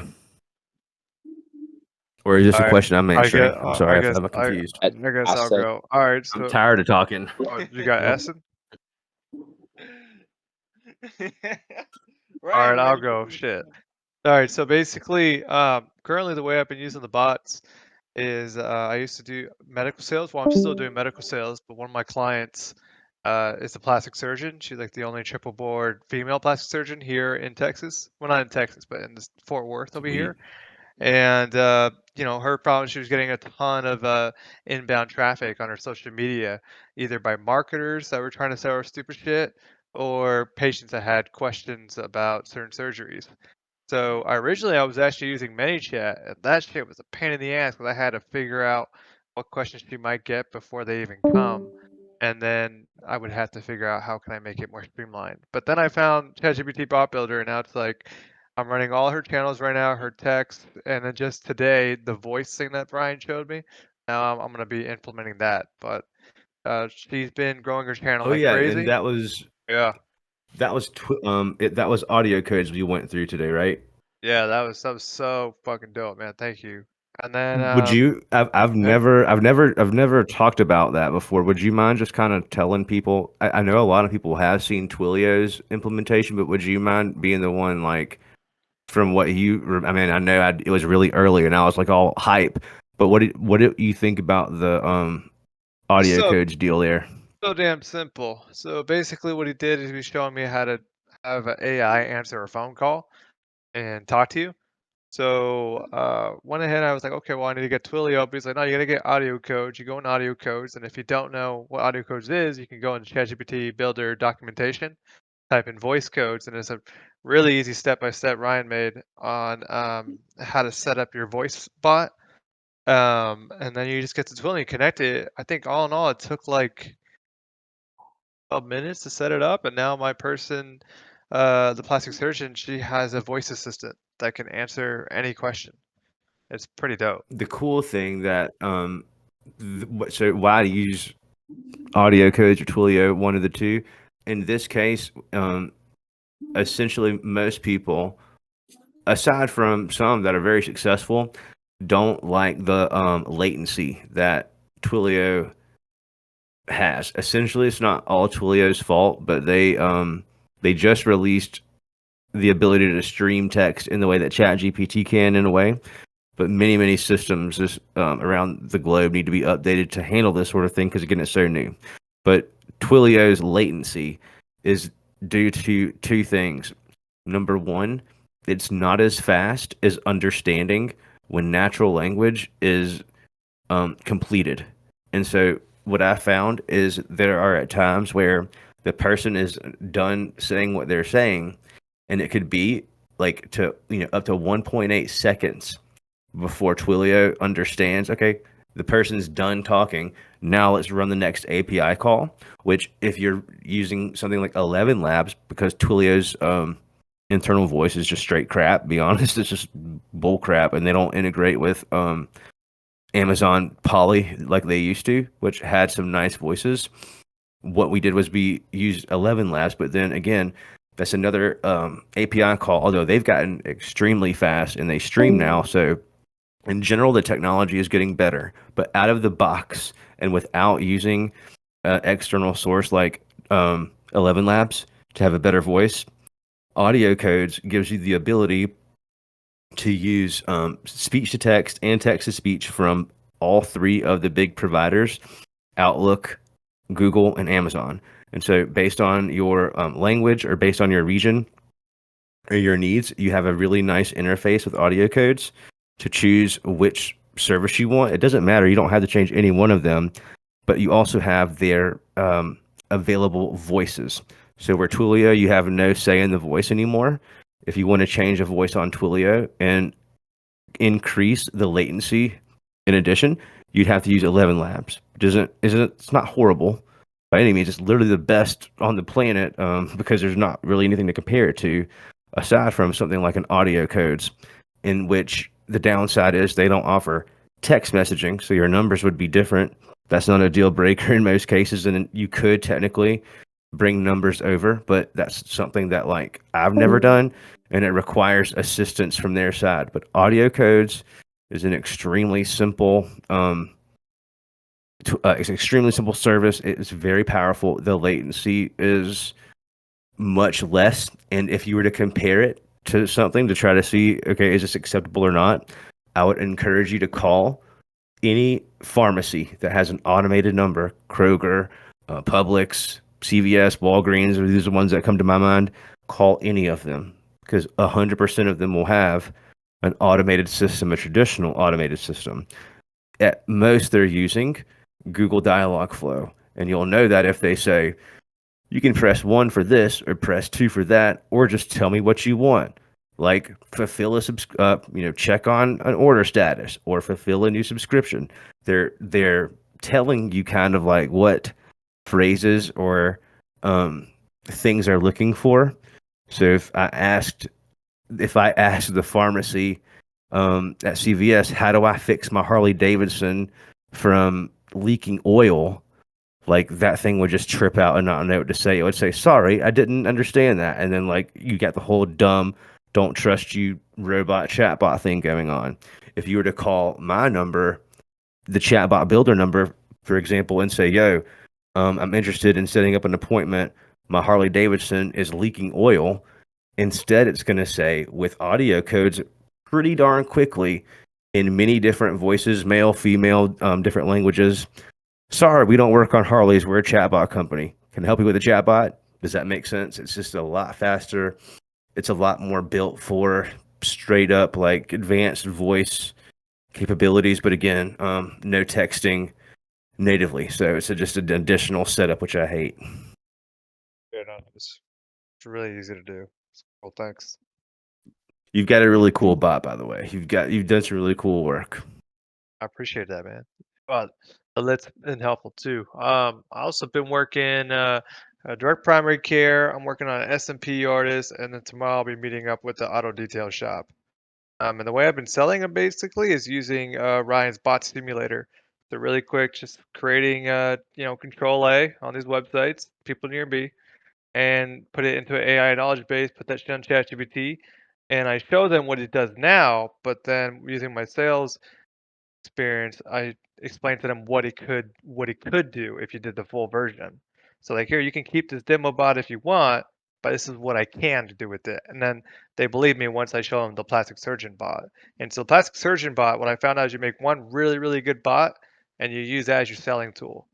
And so it's like, hey, here's Yeah, your it's your bot template. simulator, but here's a bot that's like Mm-hmm. does all this, And it's like everyone wants to be a part of What I AI. would like to say there, that's really good to share. What I would say, and I want to jump off just because it's late for me. But it's been so fun.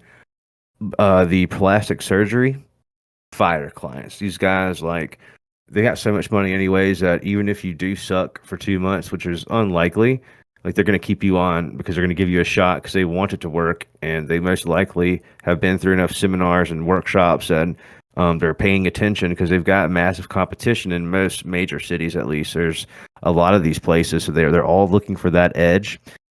Most of them all do run ads, and if they don't have a bot, they're missing out on a lot. I love how that rhymed.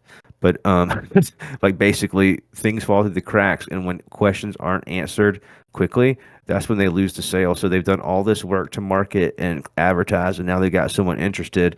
They ask through Messenger, "Hey, do you have an appointment next Wednesday?" But this was at 9:30 p.m.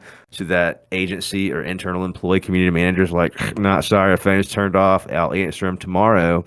If they asked that same question again to the competitor's page that does have a bot, which is so common. Imagine this. I see it every day. You go to your client's page from your personal profile and you're checking out a post or something, or checking something out as a user. Especially videos, almost every time the next video or post you see is going to be coming from one of their competitors' ads on your timeline. And it's like, I think Facebook should totally fix, but like it's so blatant. If you like, it happens almost every time because they just saw you go here. It assumes that, okay, now let's show them this one. And so if this happens to your client, like you're really doing a disservice by not immediately trying to capture the information and getting the information to them. Most of the community management problem that I faced when I was a community manager for many Fortune 500, not many, less than 5.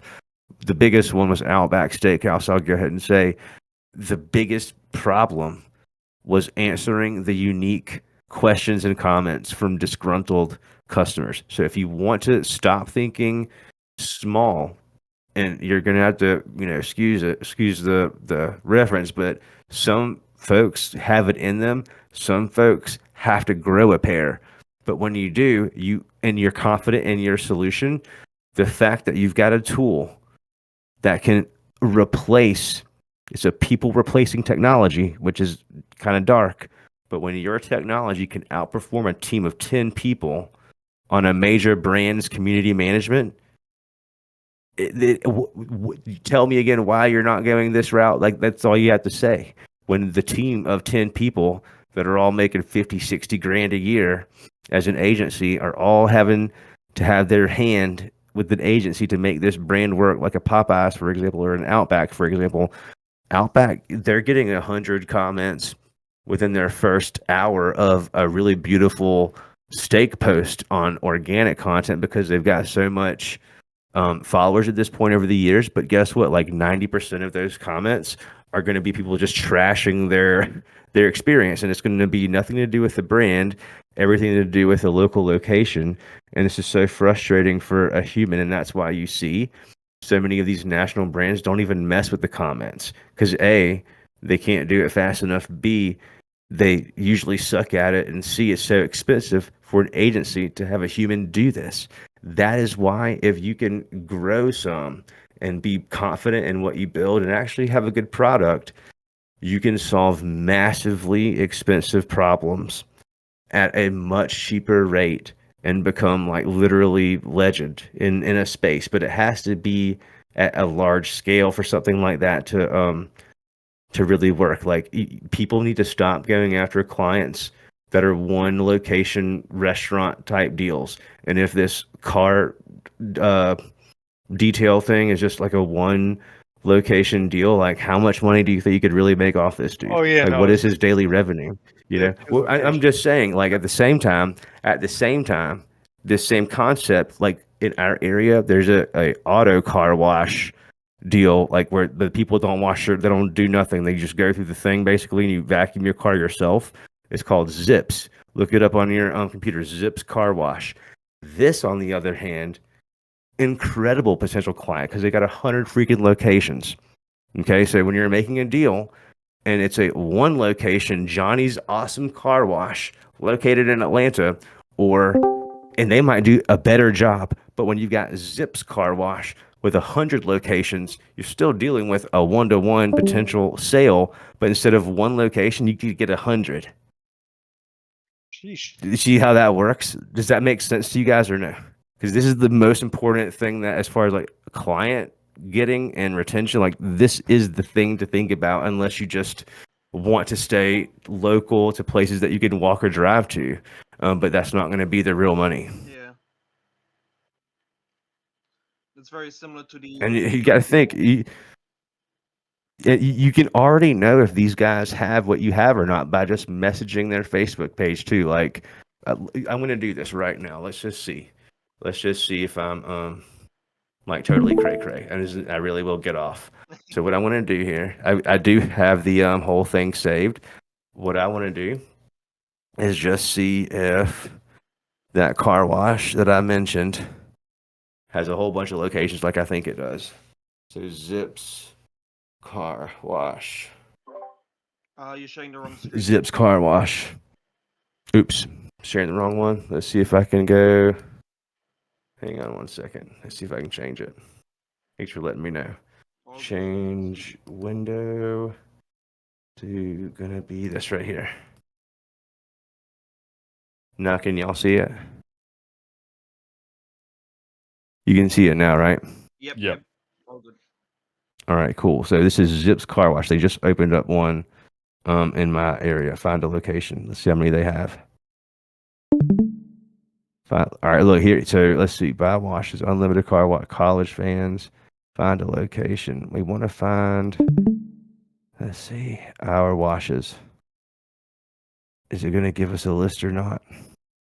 Support. What does this support do? So look, this is all they've got. They've got a little. This is a form. It's like, it's not a chat. It's a form. So what this does is the same thing as basically this, right? And all this is just piling up in their inbox. They hate this crap. I can promise you they don't pay attention to this. If they had a chat, if they had AI, they'd be able to do a lot more. And in these car washes, I've been in them. They're really nice for the most part. They have QR codes to like get you to buy their unlimited washes. Like we could make, you know what I should do? Maybe this would be a gangster video to do. We could like pick out a client altogether and I'll literally show the real thing. Like y'all can join the calls type thing to see how I would do it. But like the problem is I just don't want, the problem with that, I just don't ever want someone that is going to sign up with us to think that we like provide bot services, because we don't do that. We just want to refer that to you guys. When the guide comes out, they'll just be able to pick from you guys. That's the sticky part, because we don't do that at all. But this would be a very easy one to, let's find location. Let's just see. I'll allow them to know my location, whatever. Find location. Let's do, okay, so let's do SC. How many do they have in just South Carolina? South Carolina. That's a lie. That's a lie. 29910. All right, look. So they've got 2 in my area, 3 in my area. All right, look, here we go. Let's see how many we can find. That's just South Carolina. Their map. Let's see how many they have in Georgia. Georgia. When's the last time you typed on your Look at keyboard? that, dude. So this is okay. So this is excellent. Watch. This is another reason why AI wins.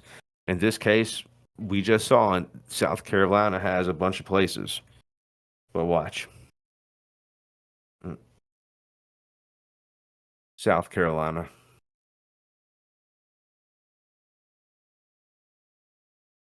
Look, y'all see what that just did? Because it's not a city and state format and it was just South Carolina, it lied to me and it said 0 locations. Your chatbot would never get that wrong. This would be this is the easiest like way to get into the conversation too. If someone wanted to be a real G, what you would do is you would have your bot simulator made, that would you'd be able to like just like switch the browser to show like here's what it should do. You'd be like, yeah, so you know, I just went through your car wash, and this is a great company, and I just checked out the website, and I wanted to see your other locations, and so I typed in South Carolina because that's where we are, and then unfortunately, bam, it says you don't have any locations. But then I did, because I wanted to give you the benefit of the doubt, give you my zip code, and I did see, oh, you have several locations, but your website lied to me.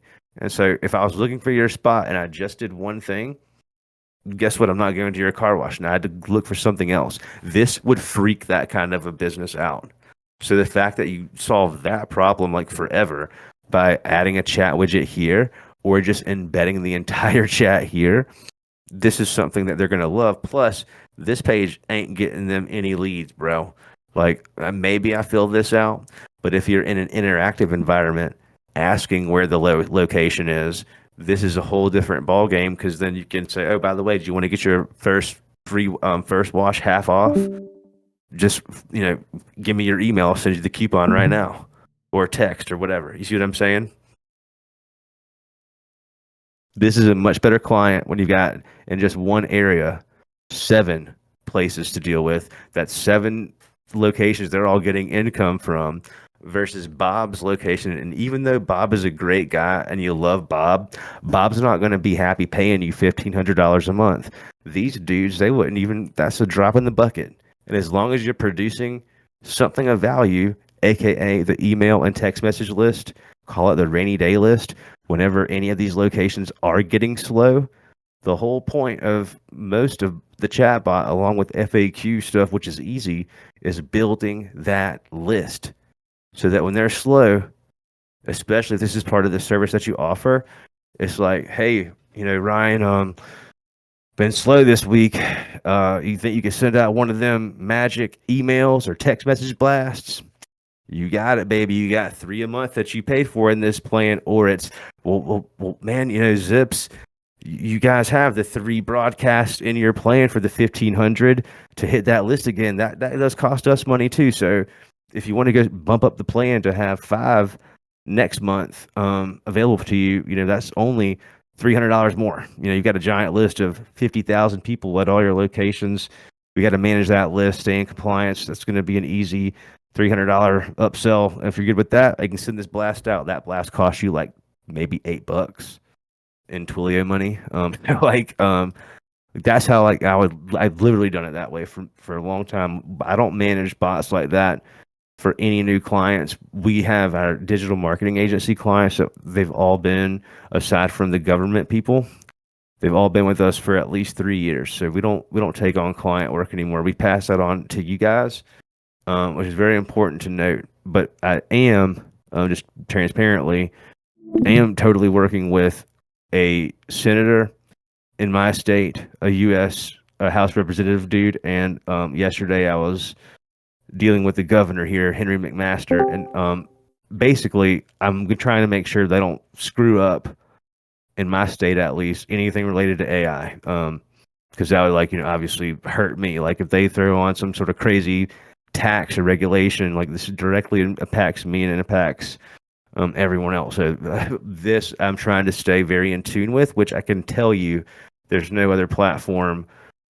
thinking about dealing with this sort of side of the coin. Instead, they're dealing with, you know, trying to appease Meta and appear to be in bed with these platforms when they don't really. Those channels like Facebook, they don't care about little apps, no matter how big they are. They don't really care. They're just another way to make customers happy. They don't really care. I can tell you, because I've been locked out of my Facebook page as a verified person, part of their subscriber. Austin knows this whole story. Like for a month, it ruined my first Father's Day. So the one thing I'll always remember negatively about Facebook, as someone who's ran their entire business and life on Facebook, I think in 2024, and this is where I'll leave you guys, this is going to be the magic sauce. Get your customer data off of Facebook. Get it off of Instagram. Get it off of TikTok. You must retain that customer list offline. Get it into the Google Sheets.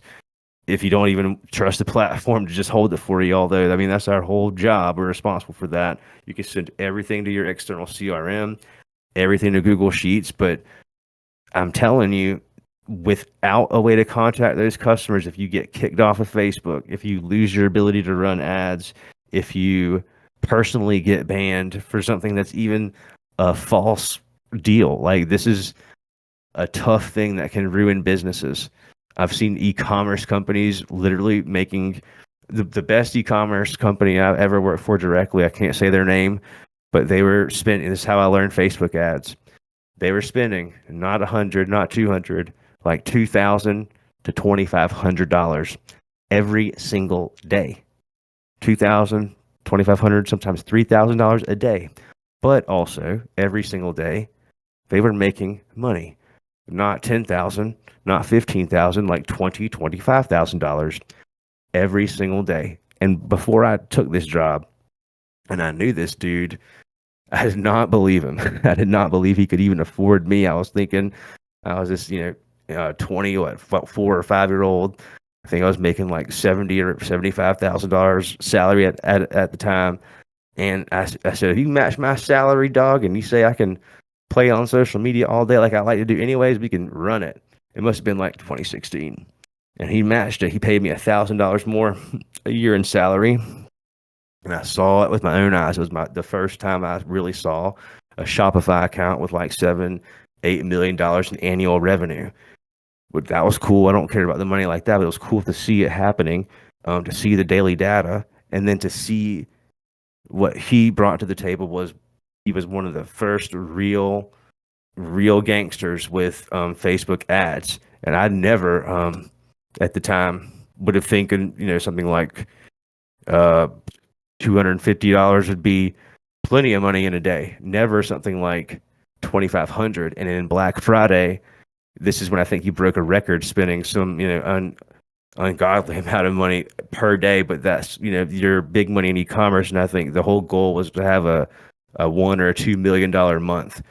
All off Facebook ads, aside from 15% of their overall sales that came from Amazon. So you do the math. I think I'm like out of breath now and out of energy. Weren't you telling us a story about this e-commerce guy? Wait, so what happened? Oh, that's just how I learned ads. But so he actually personally, so yeah, I got it. So the brand, I won't say the name of it, but it's made for dads, military style apparel. I'll leave it at that. And because there were guns on Instagram and the photos, like a picture, a diaper and a gun. Like this is appealing to the army crowd. I mean, it's a cool photo, but if you get reported for like, things that aren't true taken out of context, like, so I think someone reported this image to be related to like murdering babies or something absurd like that, but the account was immediately shut down, and lost the ability to run ads for like 2 months. And so when I say ad money is gas money, I mean that in a way that I've seen the whole car, no gas, no money, no sales, people freaking out. Like, it's a pain. But when you do, I can say though, when you spend millions of dollars on Facebook, there's a big difference than even spending a couple $100,000 on separate ad accounts within the same time span. They don't see it the same. If it's millions, they'll consider you kind of important. That's the only way. They don't care about you. I know that first experience. So I'm not only saying get your data off Facebook because I don't trust them anymore, even though they're my pretty much entire career to the platform of Facebook. My goal is to never spend a Facebook dollar more than once on someone, because the first time I get them, no matter where they're seeing me, they're going to get into my bot, get into my email list, and I got them. After that, I don't have to keep spending. I can just go direct. That's really what the goal should be. If you guys take nothing away from this whole, however long I've been on here today, take this away. Build the list for the customer that doesn't have the list or is actually concerned about building one, because there's not a better tool to build the list from, and that's going to be tangible. And I'll tell you this: the senator, the dude's so cool. The most recent like person we've taken on, and literally it's to get in good with the government. Literally, that's so transparent, but it's true. He told me, and don't forget, in your proposal, put in milestones and goals, so that if you hit those goals, you can tell me how much of a bonus you want for hitting these goals. Now, like, he's talking about vanity metrics, in my opinion. Like, sorry, bro, like, I can't ever and won't ever guarantee any specific number of increases in follows or likes on any of your pages. However, if you want to grow your list, phone number, email, zip code, this we can do. This is also more beneficial than some followers or likes on a platform that might not exist in 2 years. So he's very happy, which has led to the other connections from 2 days or yesterday or whatever. Yeah, yesterday, I guess, or excuse me, Sunday. I don't even know what today is. It's Tuesday right now. But the mayor, all these big wigs. And so you make them feel good. And I think because I always wear the flat bill, I'm always giving like a side look for half a second, like, who's this dude again? But my goal is to always tell the truth, do what I say I'm going to do, and try to make someone laugh. And if I do, I usually got them to at least trust me. And I'll end with people do business with who they know, like, and trust. But with that, guys, thank y'all for joining me. Let's do this more. Please give us and Asta like your feedback. Tell me what I sucked at today. Tell me I talked too much or too fast or too country, Dude, or not collaborated enough, and we'll make them better as we go. it's McNasty, man, dude. You are just the man. There was The real Ryan. You're the real Ryan. Hey, listen, man. There was zero. Like, I mean, if I give this 200 out of 100, that's not enough. This is amazing. I love you, man. Nah, I love you. I love you. I love all you guys. This was absolutely incredible. Stayed here from start to finish. Yeah, thank you, Yeah, man. dude. As always. Next week we'll learn how to make a flow that could be 2 steps into 50 steps, and then make a YouTube video about it. Just kidding. I'll end with that shade there. Y'all have a good one. Thanks for joining me. And if you need anything, we're always here for you. Later. Later. Good night, everybody. Yo, What's up? Good see night. ya.